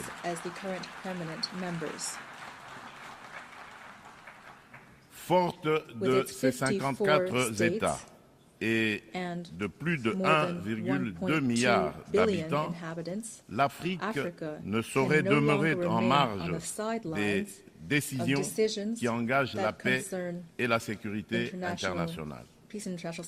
Madame la Présidente, un autre axe prioritaire concerne l'exploitation illégale des ressources naturelles, l'une des causes majeures et persistantes des conflits. La République démocratique du Congo entend placer au cœur du débat la gouvernance exemplaire de ces minerais stratégiques afin d'en garantir l'exploitation dans le respect des principes de développement durable, de la souveraineté économique et du bien-être des populations. À l'échelle mondiale, rompre le lien toxique entre rente minière et financement de groupes armés non étatiques exige une approche intégrée fondée sur l'harmonisation des règles de diligence raisonnable et de traçabilité, de la mine au consommateur, la transparence intégrale des chaînes d'approvisionnement et des bénéficiaires effectifs, des mécanismes de contrôle et d'audit indépendants, une coopération opérationnelle renforcée entre autorités douanières, judiciaires et financières, des sanctions ciblées et effectives contre les trafiquants et leurs réseaux de facilitation, et une lutte résolue contre la corruption, adossée à des normes de bonne gouvernance, à la publicité des contrats et à la traçabilité des paiements. Bien entendu, les dimensions des droits humains et de justice transitionnelle, ainsi que les agendas femmes, paix et sécurité et jeunesse, paix et sécurité demeurent indissociables de cette action. Leur prise en compte effective est la condition d'une paix juste, durable et inclusive. Madame la Présidente, à la veille de la mise en place de la commission d'enquête indépendante décidée par le Conseil des droits de l'homme des Nations Unies sur les massacres perpétrés il y a quelques mois par nos agresseurs et leurs supplétifs dans l'est de mon pays, je lance un appel solennel à la communauté internationale. Elle a le devoir moral et politique de soutenir cette démarche essentielle afin d'établir la vérité, rendre justice aux victimes et jeter les assises d'une paix durable ancrée dans la mémoire et la responsabilité partagée. Madame la Présidente, alors que la planète se réchauffe et que les marginalisations s'aiguisent, ainsi et que les conflits se multiplient, le diagnostic qui avait inspiré en juillet 2023, la vision du nouvel agenda pour la paix du secrétaire général demeure pleinement d'actualité. Le monde est désormais confronté à des crises multiformes et profondes. Les fondamentaux de la prévention se sont affaiblis et le droit international, jadis puissamment rappelé par la Charte des Nations Unies, qui enjoint les États à s'abstenir de recourir à la menace ou à la force, est trop souvent bafoué. Notre système de sécurité collective en est ébranlé. Il ne saurait survivre à un sursaut de solidarité d'intérêts et de respect des règles.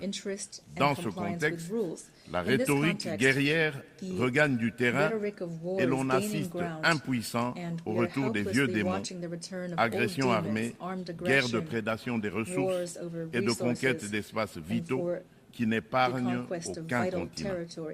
Tandis que la guerre entre Israël et le Hamas ravage la bande de Gaza, avec le risque d'une extension régionale, et que se poursuit le conflit russo-ukrainien, d'autres foyers s'embrasent au Yémen, en Birmanie et en Syrie. Le conflit armé qui perdure dans mon pays en est une illustration tragique. Depuis 3 décennies, la paix et la sécurité sont brisées à l'est de la République démocratique du Congo. Cette guerre s'est muée en une entreprise prédatrice. Elle dépasse depuis longtemps les seules dimensions militaires ou géopolitique. Elle vise à piller nos ressources, effacer notre mémoire collective et détruire nos communautés. Les conséquences sont désastreuses. Des millions de morts, des familles décimées, près de 7 millions de déplacés internes, femmes et enfants pris pour cible, des villages rayés de la carte, des générations sacrifiées. Dans plusieurs régions de l'Est, tous les marqueurs d'un projet d'extermination sont réunis. Les Nations Unies elles-mêmes, à travers le rapport Mapping, ont documenté l'ampleur des atrocités. Ce n'est pas seulement un conflit, c'est un génocide silencieux qui frappe le peuple congolais depuis plus de 30 ans.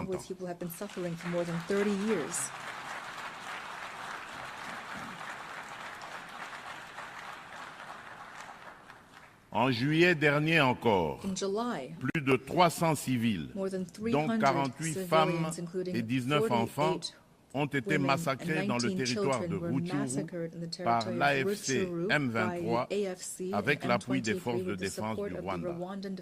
Ces crimes ne sont pas isolés, ils s'inscrivent dans une continuité macabre. Je remercie les États-Unis d'Amérique d'avoir pris l'initiative le mois dernier de convoquer une session extraordinaire du Conseil de sécurité pour examiner ces massacres documentés par Human Rights Watch. Pour mettre un terme à ce conflit, le Conseil de sécurité, par sa résolution 2773 du 21 février 2025, a notamment exigé le retrait du M23 des villes de Goma, Bukavu et de toutes les zones sous son contrôle, le démantèlement des administrations parallèles instaurées en violation de la souveraineté de la République démocratique du Congo, ainsi que la cessation de tout appui direct ou indirect au M23. Je salue à cet égard le leadership du président Donald Trump, qui a créé les conditions d'un dialogue ayant conduit le 27 juin 2025 à Washington à la signature d'un accord de paix entre la République démocratique du Congo et le Rwanda. Cet accord engage expressément Kigali à un retrait complet et vérifiable de ses troupes et à la levée de ces mesures dites défensives. Il prévoit également le désengagement, le désarmement et l'intégration conditionnelle des groupes armés non étatiques au sein des forces armées de la République démocratique du Congo et de la police nationale congolaise, la mise en place d'un mécanisme conjoint de coordination en matière de sécurité, ainsi qu'un dispositif garantissant le respect de l'intégrité territoriale et l'arrêt des hostilités. Le retrait des troupes rwandaises, la fin de leur appui au M23 et le retour de l'autorité de l'État congolais sur toutes les zones occupées constituent des conditions non négociables pour une paix durable. Je demande aux Nations Unies de veiller à la stricte application de cet accord, désormais indissociable de la mise en œuvre de la résolution susmentionnée. Tant que ces décisions ne seront pas exécutées, le sang des innocents continuera à couler. Dans la même dynamique, la République démocratique du Congo et l'AFC M23 ont signé le 19 juillet 2025 à Doha une déclaration de principe engageant les parties à œuvrer de concert à une solution pacifique. Je voudrais exprimer ma gratitude à son Altesse l'Émir du Qatar, Cheikh Tamim bin Hamad Al Thani, pour son dévouement et son engagement en faveur de la paix en République démocratique du Congo et dans la région des Grands Lacs. Je souhaite enfin exprimer ma haute appréciation pour la coordination assurée par son Excellence Fort Essomina Gnassingbé, président du Conseil des ministres du Togo, dans le cadre du processus de Lomé. Cette dynamique procède de la convergence des efforts du processus de Luanda, conduit avec constance par son Excellence João Manuel Gonçalves Lourenço, président de la République d'Angola et président en exercice de l'Union africaine, et du processus de Nairobi, facilité par son Excellence Uhuru Muigai Kenyatta, ancien président de la République du Kenya. Ensemble, ces initiatives ont jeté les bases d'un mécanisme unifié de facilitation régionale. Un élan que nous comptons poursuivre pour préserver la cohésion continentale, renforcer la coordination entre les initiatives africaines et consolider un cadre d'action harmonisé afin de restaurer de manière durable la paix à l'est de la République démocratique du Congo. Notre objectif demeure inchangé, obtenir une paix juste, durable et vérifiable, non une accalmie factice et éphémère qui, depuis près de 30 ans, a trop souvent déçu l'espérance de notre peuple. Nous attendons de la communauté internationale qu'elle se tienne avec constance et courage du côté du droit. C'est à ce prix que la vérité l'emportera sur l'impunité et que la paix redeviendra possible. Madame la Présidente, il convient de préciser que le processus diplomatique engagé avec toutes les parties au conflit n'exclut nullement la quête de justice et de réparation. Si le monde hésite encore à nommer notre douleur, nous n'attendrons pas. Nous en sommes les premiers témoins. Nous en serons les premiers artisans de justice. Mais nous avons besoin de votre solidarité, de votre soutien et du respect plein et entier du droit international.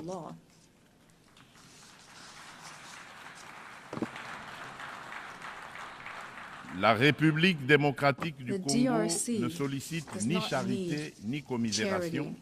Elle exige justice, vérité et dignité.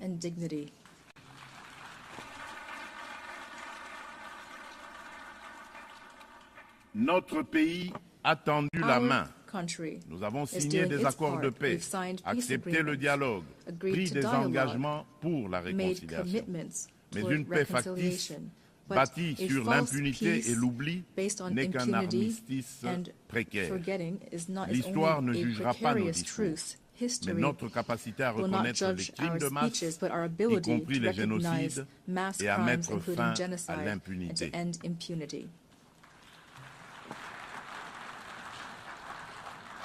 Madame la Présidente, La République démocratique du Congo est un pays de vie, de richesse naturelle et de résilience humaine. Contribuer à la paix mondiale, mais la paix commence par la reconnaissance de notre propre tragédie. J'adresse à cette Assemblée un appel solennel. Reconnaissez le génocide congolais, soutenez notre combat pour la vérité et la justice et aidez-nous à bâtir enfin une paix durable au cœur de l'Afrique.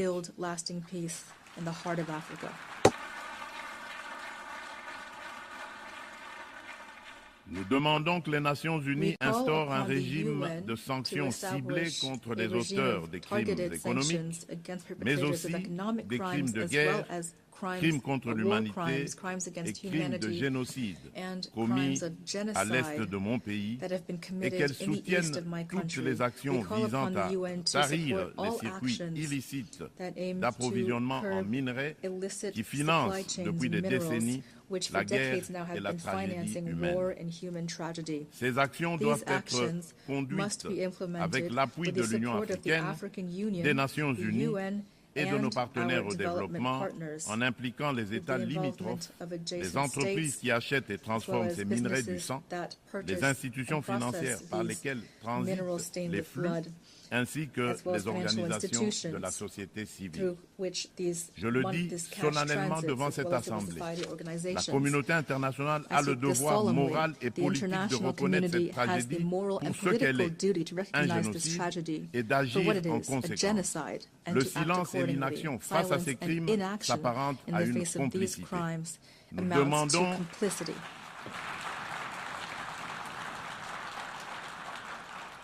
Nous demandons la mise en place immédiate d'une commission d'enquête internationale indépendante et dotée de moyens pour établir la vérité, rendre justice aux victimes et rompre le cycle de l'impunité qui nourrit ce drame depuis des décennies. Madame la Présidente, le terrorisme demeure une menace grave pour la paix et la sécurité internationale. Aucune région du monde n'est épargnée. Après l'Asie, l'Europe occidentale et l'Amérique du Nord, ce fléau s'enracine en Afrique et déstabilise plusieurs sous-régions. Al-Qaïda au Maghreb islamique, bien que fragilisé par l'action internationale, conserve ses capacités dans des zones grises et diffuse son influence. Boko Haram au nord du Nigeria et Al-Shabaab en Somalie maintiennent une emprise territoriale significative. En Afrique centrale, après les ravages causés par la Lord's Resistance Army, LRA, de Joseph Kony, le nord-est de la République démocratique du Congo subit les exactions des forces démocratiques alliées, les ADF, un groupe terroriste ougandais ayant fait allégeance à l'État islamique. Ces groupes extrémistes ont laissé derrière eux un lourd tribut humain et continuent de menacer la stabilité régionale. Membre de la coalition mondiale contre Daesh, la République démocratique du Congo appelle les Nations unies à s'engager plus résolument dans la mise en œuvre des recommandations de la dite coalition et du processus d'Aqaba, à savoir le partage renforcé de renseignements, l'assèchement des financements, la lutte contre la propagande et contre les sanctuaires, ainsi que le soutien accru aux communautés victimes dans le plein respect du droit international humanitaire. Madame la Présidente, face à l'urgence climatique, l'accord de Paris demeure le cadre juridique essentiel pour la redevabilité des États en matière d'émissions et d'adaptation afin de contenir le réchauffement à 1,5 degré Celsius. À ce titre, la République démocratique du Congo a adopté son plan national d'adaptation 2022-2026. Nous nous sommes engagés à arrêter et à inverser la perte de forêts et la dégradation des terres d'ici 2031, tout en promouvant un développement durable et une transformation rurale inclusive. Depuis décembre 2021, un ensemble de mesures soutient la restauration des paysages forestiers, notamment le programme Jardin scolaire pour 1 milliard d'arbres à l'horizon 2030, destiné à renforcer la séquestration du CO2 et la résilience des écosystèmes. Nous saluons l'adoption de la décision 5/CMA.5, établissant de nouveaux mécanismes de financement, y compris le fonds pour pertes et préjudices, afin de compléter les sources existantes et d'apporter des réponses concrètes aux pays les plus exposés. Forte d'un potentiel environnemental unique au monde, la République démocratique du Congo se tient au cœur des solutions. Elle est prête à mobiliser ses atouts naturels au service du climat global, à condition que les engagements financiers soient prévisibles, accessibles et à la hauteur des impératifs écologiques et humains. Madame la Présidente, permettez-moi d'aborder aussi la question des défis énergétiques et de la protection de nos écosystèmes en rappelant que le bassin du Congo abrite la deuxième plus grande forêt tropicale du monde, considérée par de nombreux scientifiques comme le premier puits de carbone terrestre, ainsi qu'un vaste réseau hydrographique dominé par le fleuve Congo, deuxième au monde par son débit. Ces ressources vitales sont gravement menacées par des activités destructrices, déforestation, exploitation illégale, pollution, souvent alimentées par des conflits armés récurrents qui s'apparentent à de véritables crimes contre la nature. C'est pourquoi la République démocratique du Congo soutient l'initiative portée par le Vanuatu, Fidji et Samoa visant à ériger au plan international l'écocide en incrimination autonome pour sanctionner les actes illicites ou arbitraires causant à l'environnement des dommages graves. Madame la Présidente, l'adoption du pacte pour l'avenir rappelle l'urgence d'accélérer la mise en œuvre des objectifs de développement durable à 5 ans de l'échéance de 2030. La République démocratique du Congo a inscrit cet impératif au cœur de son action à travers le plan national stratégique de développement 2024-2028 qui place l'homme congolais au centre des priorités et intègre les 3 dimensions du développement durable, environnemental, social et économique. Ce plan s'articule autour d'orientations nettes, à savoir consolider la sécurité et la gouvernance démocratique, moderniser les infrastructures et le climat des affaires, protéger l'environnement et garantir l'accès aux services sociaux de base, eau, assainissement, éducation, santé, électricité, etc. Le bilan demeure contrasté, car seuls les ODD 12 et 13 paraissent encore atteignables d'ici 2030, mais des progrès tangibles sont enregistrés. La gratuité de l'enseignement a permis à plus de 5 millions d'enfants de retourner à l'école. La couverture de santé universelle élargit l'accès à des soins de qualité. Les politiques d'autonomisation des femmes réduisent les disparités socio-économiques. Ces acquis restent toutefois fragilisés par l'insécurité persistante dans l'est du pays et par la vulnérabilité de notre économie face aux chocs exogènes. Notre économie doit donc se transformer pour devenir un levier de durabilité et de prospérité. Pays solution face aux défis climatiques, mon pays entend valoriser ses forêts, ses tourbières et sa biodiversité au sein d'une économie climatique orientée vers une croissance verte, résiliente et sobre en carbone.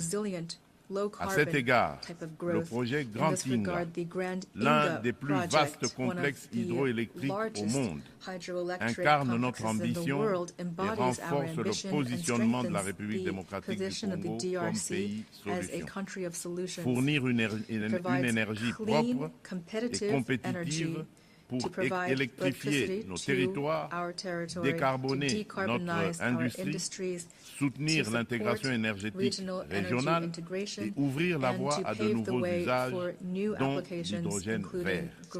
Cette trajectoire s'appuie sur le développement de marchés carbone intégrés, l'attraction d'investissements responsables et la création d'emplois décents et de moyens de subsistance durables pour nos communautés. Il reste cependant un obstacle majeur, la contrainte financière. Le fardeau croissant de la dette publique africaine, conjugué aux flux financiers illicites, réduit nos marges de manœuvre. Les besoins additionnels pour atteindre les ODD en Afrique sont estimés à 1 600 milliards de dollars.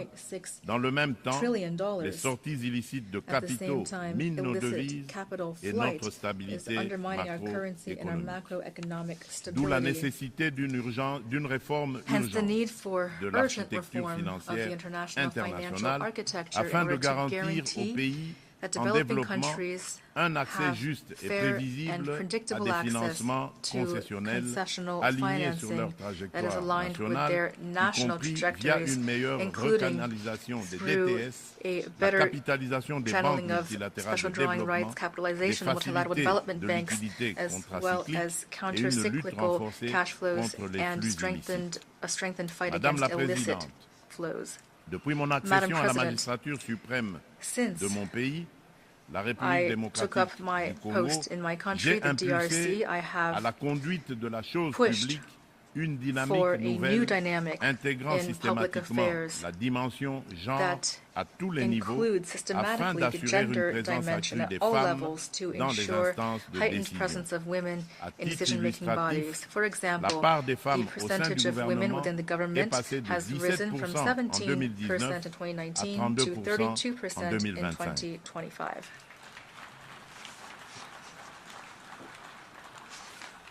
Madame la Présidente, dans une approche stratégique et multisectorielle visant à mobiliser la jeunesse au service du progrès national, mon gouvernement a adopté une politique nationale de la jeunesse. Celle-ci consacre l'engagement de l'État à faire de la participation pleine et entière des jeunes à la vie de la nation une priorité transversale assortie d'objectifs clairs et mesurables. Madame la Présidente, la République démocratique du Congo aspire à la paix, à la justice et au développement. Elle est prête à agir à vos côtés pour une organisation des Nations Unies plus forte, plus inclusive et plus juste. Forte de ses atouts humains, naturels et stratégiques, mon pays entend les mettre au service d'un avenir meilleur pour les générations futures et de notre maison commune, la planète Terre. Que Dieu bénisse l'humanité et nous accorde la grâce d'une paix véritable et durable entre toutes les nations du monde. Je vous remercie. On behalf of the Assembly, I wish to thank the President of the Democratic Republic of the Congo,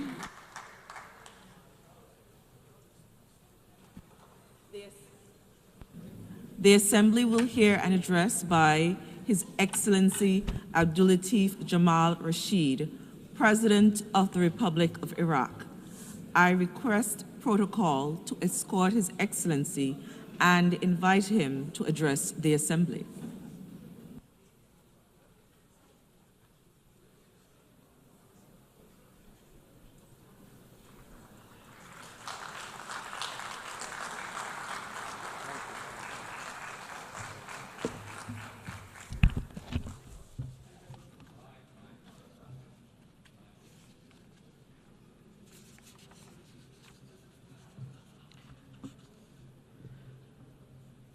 بسم الله الرحمن الرحيم. بداية أتقدم للسيدة أناليا بريتبو بخالص التهنئة لرئاستها الجمعية العامة للأمم المتحدة في دورتها 80. وأعرب عن تقديري للسيدة فيليمون بان to His Excellency Philemon Yang for his commendable efforts at the helm of the previous session. Your Excellency, Madam President, Your Excellency, Secretary General of the United Nations, Excellencies, Heads of States and Governments, ladies and gentlemen, peace be upon you. I have the honor to stand here today before you to address you on behalf of Iraq, which boasts a long-standing history that you are all aware of, a history rife with challenges that we've faced and managed to prevail over, a history rich with hope, aspirations and opportunities that our people is seeking to leverage in cooperation with our friends and thanks to the support of international organizations, namely the United Nations.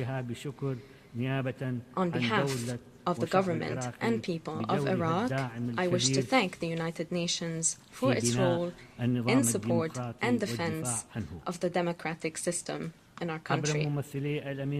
This was done through the representatives of the Secretary General, from the late Sergio de Mello to His Excellency Mohammed Al-Hassan, who will be our partner in the drawdown of UNAMI in Iraq as it completes its work, and as we await the completion of the work of the UNITAD. Pursuant to Security Council Resolution 2732 and 2697. This is a testament to the stability of the security situation in Iraq and the entrenchment of our democratic political system. I stand here before you today while Iraq has regained its rightful place in the international community and in relations with its neighboring countries. I address you while my country chairs the session of the current session of the Arab League and the 77 and China. We are also playing an effective role in international and regional organizations such as the Organization of Petroleum Exporting Countries, the Organization of Islamic Cooperation, and the Non-Aligned Movement. These are organizations in which we were founding members. This also holds true for the United Nations, whose charter we've signed upon its establishment. And we stand ready to play the part of the intersection between East and West.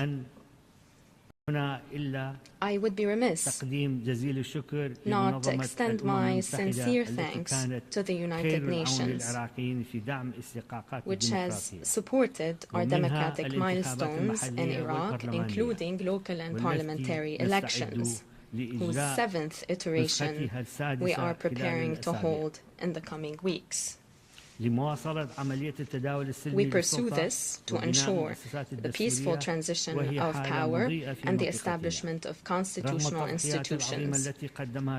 We have become a beacon of hope thanks to the great sacrifices our people has conceded with great resolve to ensure coexistence and respect for pluralism, contrary to the repressive regime that formerly ruled Iraq. And as the guarantor of the Constitution, I'm cooperating with the judiciary as the safety valve of the democratic system to hold free, fair and transparent elections, to ensure neutrality and equal opportunities to candidacy and parliamentary representation. In this regard, Iraq has responded positively to the UN 80 initiative launched by the Secretary General to strengthen the efficiency and effectiveness of our organization. And Iraq stands ready to discuss the potential hosting of United Nations regional and international headquarters in Iraq, based on the cost efficiency plan established and in accordance with the United Nations right for usufruct or in exchange for symbolic rental payments. This reflects our commitment to international cooperation and to play our part in strengthening the United Nations. Iraq has triumphed over the threat of terrorism, and today we look forward to wiping out the last vestige of this barbaric terrorist attacks. We rely on the unity of our people and the establishment of development plans to heal the wounds of the past and pave the way for a promising future which relies on the steadfast national will of our people and the international community's support. Terrorism is but one scourge, even if it takes on various slogans and manifestations. It therefore should be countered comprehensively without any distinction as to its forms. We reiterate the need for the international community to implement all relevant Security Council resolutions, namely Resolution 2178, 2396, 2462 and 2331. We underline the need to hold accountable those who support terrorism through funds, weapons, safe havens, or media outlets, and those who allow the transfer of terrorists. We pursue our efforts for the return of displaced persons to their homes following the liberation of our territories from the scourge of terrorism. This requires international support and concerted effort in various arenas to ensure the reconstruction of liberated areas, to provide housing to displaced persons and services to them. And the most important is to ensure, or to rather to reassure all components of our community, those who have suffered genocide, enslavement and displacement, such as the Yazidis, the Christians and many more, that this will no longer be repeated, and that perpetrators will be held to account through international cooperation and once justice is served, and this will protect our diversity in Iraq, so as to ensure that our citizens remain in our country on the land of their fathers and forefathers. We've kickstarted the dismantlement of camps inhabited by families of terrorist operatives to ensure their repatriation, their integration and their rehabilitation. This requires international cooperation, since this file constitutes a threat to the security and stability of the region. Today in Iraq, we are pursuing sustainable socioeconomic development by strengthening investments in our capacities, and so as to pave the way for a reduction of reliance on oil and the promotion of the diversification of our economy through the strengthening of agriculture, the industry and renewable energy. We have been providing important investment opportunities in water, electricity and infrastructure, and we call upon the international community to strike fruitful partnerships with our country. We call upon the international community to support us in recovering stolen funds. These funds will promote development, will ensure the prevention of money laundering and the circulation of funds at the hands of outlawed groups. We've held the first census in many decades, and it has revealed a population of 46 million, with an annual growth of 1 million. This is both an opportunity and a challenge. The number of young men and women entering the labor force is increasing. At the same time, demand on services and job opportunities is also on the rise. Therefore, we are currently establishing plans that allow us to leverage the advantages of our demographic situation while addressing relevant challenges. Iraq is amongst the countries most vulnerable to climate change. Desertification is eating away at our green pastures. Water scarcity is now an existential threat. It is coupled with rising dust storms. And this is the current situation of the global environment. Iraq is seeking to tackle this challenge through the development of renewable energy, the improvement of water management, and the reduction of carbon emissions, as well as an increase in green spaces. We call upon the international community to support our efforts by providing technical and financial assistance. Iraq reiterates the importance of committing to the principle of common but differentiated responsibility in addressing climate change, namely the crisis of the reduction of water resources in transboundary rivers. This is a daunting challenge for Iraq. Our country has always sought cooperation and understanding with the Islamic Republic of Iran and the Republic of Turkey to ensure the sharing and management of the basins of the Tigris and Euphrates rivers. We acknowledge the adverse impact of climate change and demographic growth on the availability of water.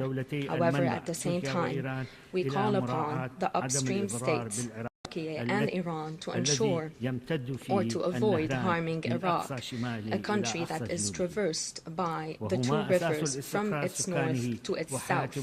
This is a lifeline for the stability of its people and for our economy. It is also the source of our great civilizations. Reduced water resources will bring about damage to our environment, to our human capital, and to our economy. It also adversely impacts the diversity of our culture and people, especially in the deltas of the rivers to the south of Iraq. We call upon international cooperation and comprehensive approaches underpinned by international law and humanitarian partnership, as well as a comprehensive view to what stability consists of in the region and the world, to reach permanent agreements between Iran, Turkey, Syria, and Iraq to ensure the management of water resources, to prevent damage to anyone, and to ensure a mutual sharing of the rivers of Tigris and the Euphrates. Excellencies, ladies and gentlemen, the Palestinian civilians are beset by killing, starvation, displacement, the destruction of infrastructure and state institutions. This is inhumane. It is a disgrace for humanity. Therefore, this must end. This must end. وهو دليل صارخ على انتقامية في التزام بتطبيق حقوق الإنسان. This is also a testament to the selectiveness in the promotion of human rights and justice amongst human beings. We reiterate our call for the international community to take urgent measures to ensure a just and comprehensive settlement to the Palestinian cause through the implementation of United Nations resolutions. This and the establishment of the independent state of Palestine as the only pathway to stability and security in the Middle East and the entire world. Decisive measures must be taken against the policy of settlement and annexation of land espoused by the occupying power against Palestinians to destroy their hope in a livable state. We welcome the wide-scale international recognition of the state of Palestine within the international community. We condemn attacks by the Zionist entity against countries of the region, namely Syria, Lebanon, and most recently, the brotherly state of Qatar. This is a wanton act of aggression that constitutes a blatant violation of international law and United Nations conventions. It also constitutes a flagrant violation of the sovereignty of the state of Qatar. We call for urgent and comprehensive international measures to put an end to these practices and prevent us from slipping back into aggression, such as that we've witnessed against the Islamic Republic of Iran. These attacks against civilian facilities and infrastructure, including in Yemen, must stop. We've witnessed the devastating impact of weapons of mass destruction. Therefore, we reiterate our call for the establishment of a zone free from such weapons in the Middle East. We recognize the right of all states to ensure the peaceful use of nuclear energy and for international monitoring to be extended to all nuclear facilities, including that of the Zionist entity, to strengthen security and stability in the region. On the Syrian file, we reiterate our commitment to the stability and territorial integrity of Syria. We reject any assault against its sovereignty. And we look forward to fruitful cooperation amongst our countries in all arenas, and we call for strengthened partnership to counter terrorism and uproot terrorist organizations. We call upon the Syrian government to respect pluralism and peaceful coexistence amongst the components of the Syrian society, as well as respect for religious freedoms and places of worship for all Syrian components. Amid the current rising tensions in our region, we call for an international steadfast position in rejection of the targeting of nuclear facilities through military operations. This constitutes a dangerous and long-term threat against the peoples and countries of the region and the world. We firmly and unequivocally reject the illicit use of our airspace in military operations between warring parties in the region. This constitutes a violation of the sovereignty of our country. It is a threat to the security and lives of our citizens. We call upon all parties to respect Iraqi sovereignty. In its foreign relations, we have always adopted an approach underpinned by balance, openness and dialogue amongst all countries of the region to settle conflicts and put an end to rising tensions. We have left no stone unturned to forge peace in the region. Therefore, we welcome all diplomatic efforts to resume and ensure the success of the dialogue between the Islamic Republic of Iran and the international community to pave the way for an understanding that safeguards the right of Iran to a peaceful nuclear program in line with international commitments and conventions. يؤكد العراق تأييده الكامل لعملية السلام في تركيا. Iraq underlines its full support to the peace process in Turkey and the decision by the Kyrgyzstan Workers' Party to lay down their arms. We look forward to a political and legal framework that can pave the way for a peaceful political process for all in Turkey, and this is the only means to achieve stability and security in the region. Based on our experience in Iraq, we consider that commitment to democracy and the promotion of human rights is a fundamental safeguard for stability in the region and the world. However, this commitment must encompass all systems and must avoid any double standards and selectiveness in addressing injustice and oppression. It is important to strengthen democracy against corruption that undermines the freedom of our citizens, putting pressure to bear upon them. This calls for further cooperation between states and governments to counter corruption, money laundering, drug trafficking, and various illicit financial and economic practices that jeopardize stability and security in the world. These sow division and strife and trigger civil wars. Following 2003 and in the past 2 decades, Iraq has been firmly committed to its principal position, namely good neighborliness with the brotherly state of Kuwait. We have strengthened our bilateral relations at the political and socio-economic levels, and with great determination and resolve, we've sought to address lingering issues with the state of Kuwait ensuing from the behavior of the former dictatorship. We have honored our international commitments vis-à-vis Kuwait, namely regarding reparations and borders, and we've made strides in tackling the file of missing persons and the archive. We look forward to forging positive and sustainable relations with neighboring countries. Those are to be underpinned by regional and economic integration and sustainable transportation projects. Excellencies, ladies and gentlemen, Iraq's message is clear. We are not calling for sympathy, but rather partnership, a partnership to heal our land, to secure our rivers, to safeguard our security, to empower our youth, and to ensure the unity of our region instead of its division. The Middle East has witnessed enough war, tears, bloodshed, and grief. Many opportunities for peace and dignified life have been lost. It is high time to end this urgently and to forge a new path for peace, justice, and cooperation. Iraq is willing to walk that path and to support those who will join it. The peoples of the world, namely the Middle East, look to the United Nations as the last remaining pathway for peace. And they wonder, will it act or will it look the other way? Will we live in a world where international law, human rights, and justice prevail, or will we slip back into the law of the jungle, a disgrace to humanity, one that stokes the inferno of hatred, cruelty, and chaos? May the peace, blessings, and mercy of God be upon you.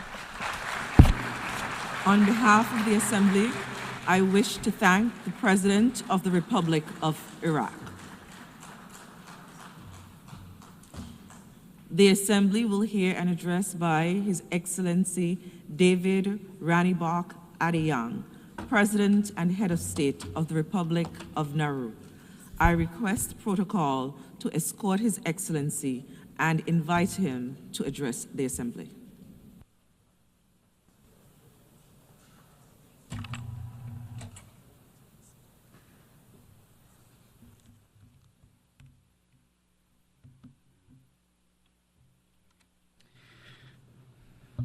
Madam President, Excellencies, distinguished delegates. It's an honor to address this Assembly on behalf of the people and government of the Republic of Nauru, a small island nation committed to peace, prosperity, and a sustainable future for all. It is also a great privilege to speak as the first leader from the Pacific at this 80th session. As Nauru stands at a defining moment in its democratic journey, we are guided by this year's theme, that we are indeed better together. This conviction shapes my remarks today as I share Nauru's perspective on the urgent challenges before us and the collective action they demand. Madam President, we gather at a time when the world faces unprecedented challenges to peace and security. Nauru stands firmly against war and conflict, believing that dialogue and diplomacy must always prevail over division. The principles enshrined in the UN Charter, peace, human rights, and international cooperation remain our guiding light. Nauru may not have military might, but we have moral authority earned through our commitment to peaceful coexistence and multilateral solutions. And we call upon all nations to choose unity over discord, cooperation over conflict, and shared prosperity as the foundation for addressing our common challenges. Madam President, small island developing states face a fundamental challenge, breaking cycles of dependency that constrain our growth and threaten our economic sovereignty. Nauru's strategy is simple. We invest in our people. They are our greatest asset and the foundation of our future. Education, healthcare, and opportunity keep our community strong, our youth engaged, and our nation moving forward. This principle guides every partnership we form and every initiative we undertake. And we are deeply grateful to Australia, whose steadfast support goes beyond diplomacy and partnership. Australia's friendship has long been central to Nauru's journey. Ours is a relationship grounded in kinship, trust, and the ties of Pacific family. And as we say in Nauru, Ataminabini, which means we are family. We also value our productive relationship with the People's Republic of China and reaffirm our commitment to the One China principle. China's partnership has contributed meaningful opportunities for infrastructure, trade, and development that support Nauru's progress. And for Nauru, these diverse partnerships built on mutual respect and understanding are the foundation of our progress at home. Our economic resilience strategy is centered around the Nauru Trust Fund, which safeguards national wealth for future generations, the Economic and Climate Resilience Citizenship Program, the Command Reach Virtual Asset Authority, Deep Sea Bed Mineral Resources, and our pursuit of Egmont Group membership. Through these initiatives, we are diversifying our economy, creating transparent revenue streams, and ensuring that today's progress benefits those yet to come. And as we look ahead, we must come together in the spirit of cooperation that defines this 80th session. Madam President, for small island nations like Nauru, our vulnerability goes far beyond income. It's the daily reality of disrupted supply chains, narrow economic choices, geographic isolation, and the outsized impacts of crises we cannot control. By conventional measures, Nauru's national income suggests we have surpassed certain thresholds.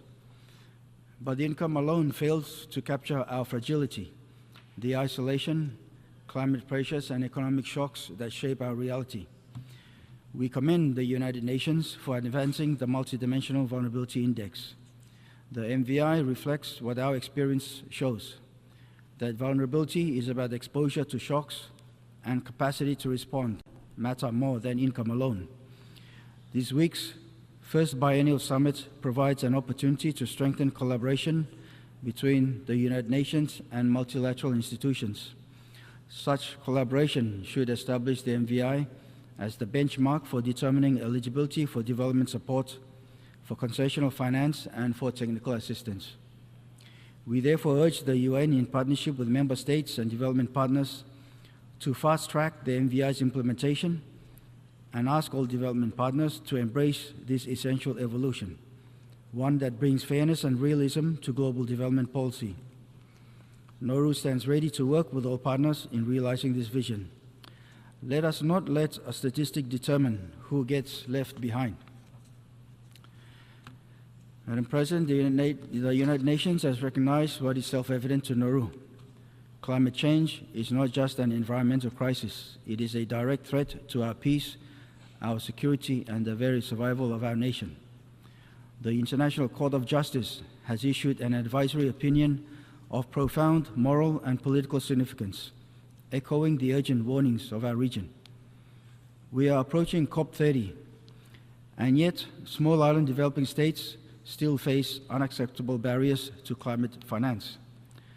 Despite countless pledges, those least responsible continue to struggle most to access the resources urgently needed for adaptation and mitigation. Simply put, the time for debate has passed. Concrete climate action cannot be postponed any longer. That is why we have placed special hope in our own Higher Ground initiative to build climate-resilient communities on elevated land, powered by renewable energy and sustainable water systems, and also in the Pacific Resilience Facility. The PRF, an innovative Pacific-led initiative, is designed to deliver much-needed financing directly to communities on the front lines of climate change in the Pacific.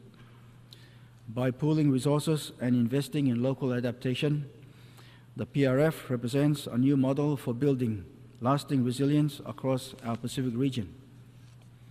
Nauru calls on our partners to continue to stand with our Pacific family. We also welcome others who wish to join us and invite all friends of the Pacific to work alongside us in building a more resilient future for our region. Both the HGI and the PRF are not charity. They are sound investments in stability, security, and sustainability for communities on the front lines of climate change.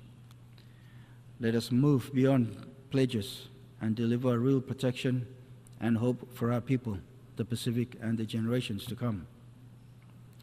Madam President, the International Seabed Authority faces the complex challenge of balancing competing priorities while fulfilling its mandate.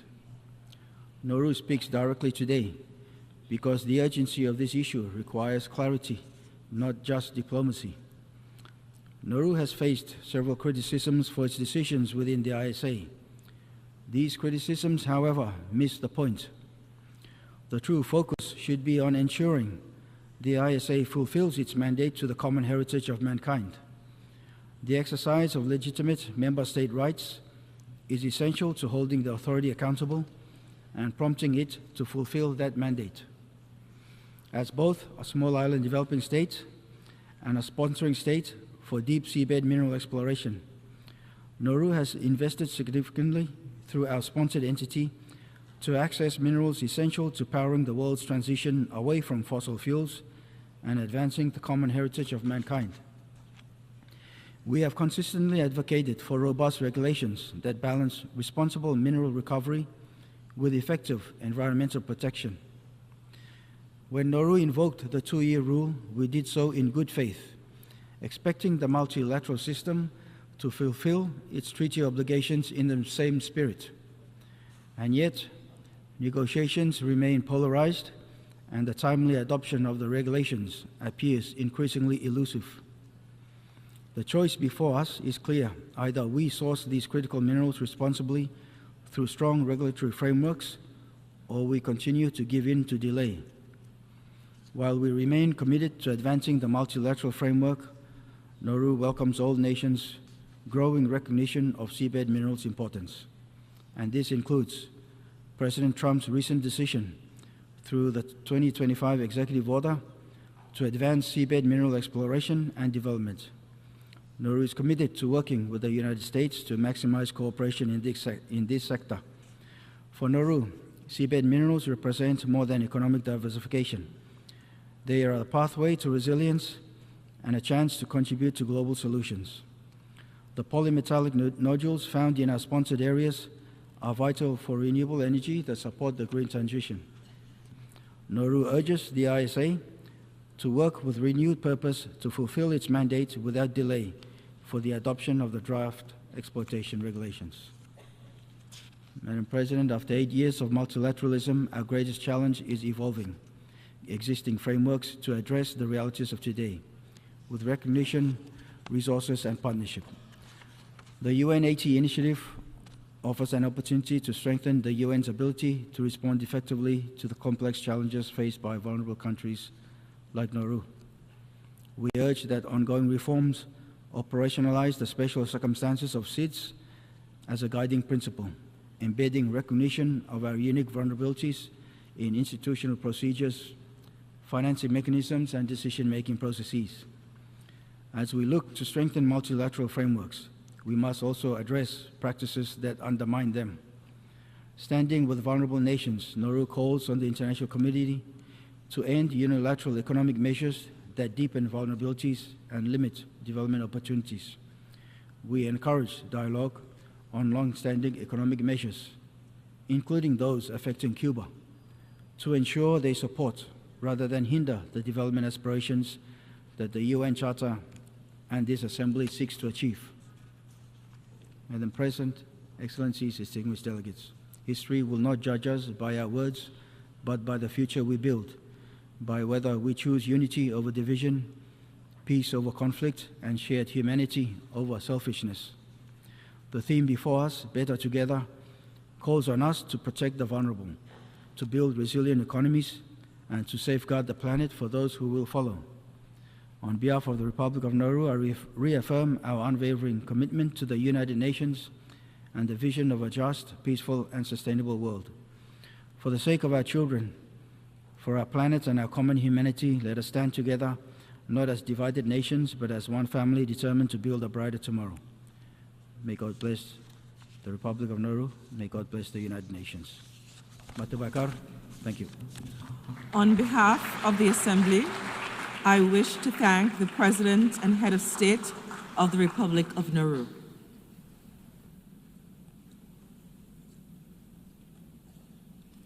We shall now continue the general debate.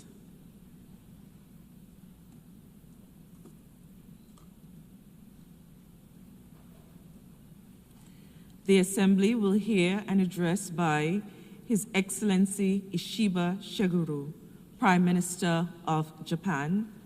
I request protocol to escort His Excellency and invite him to address the Assembly.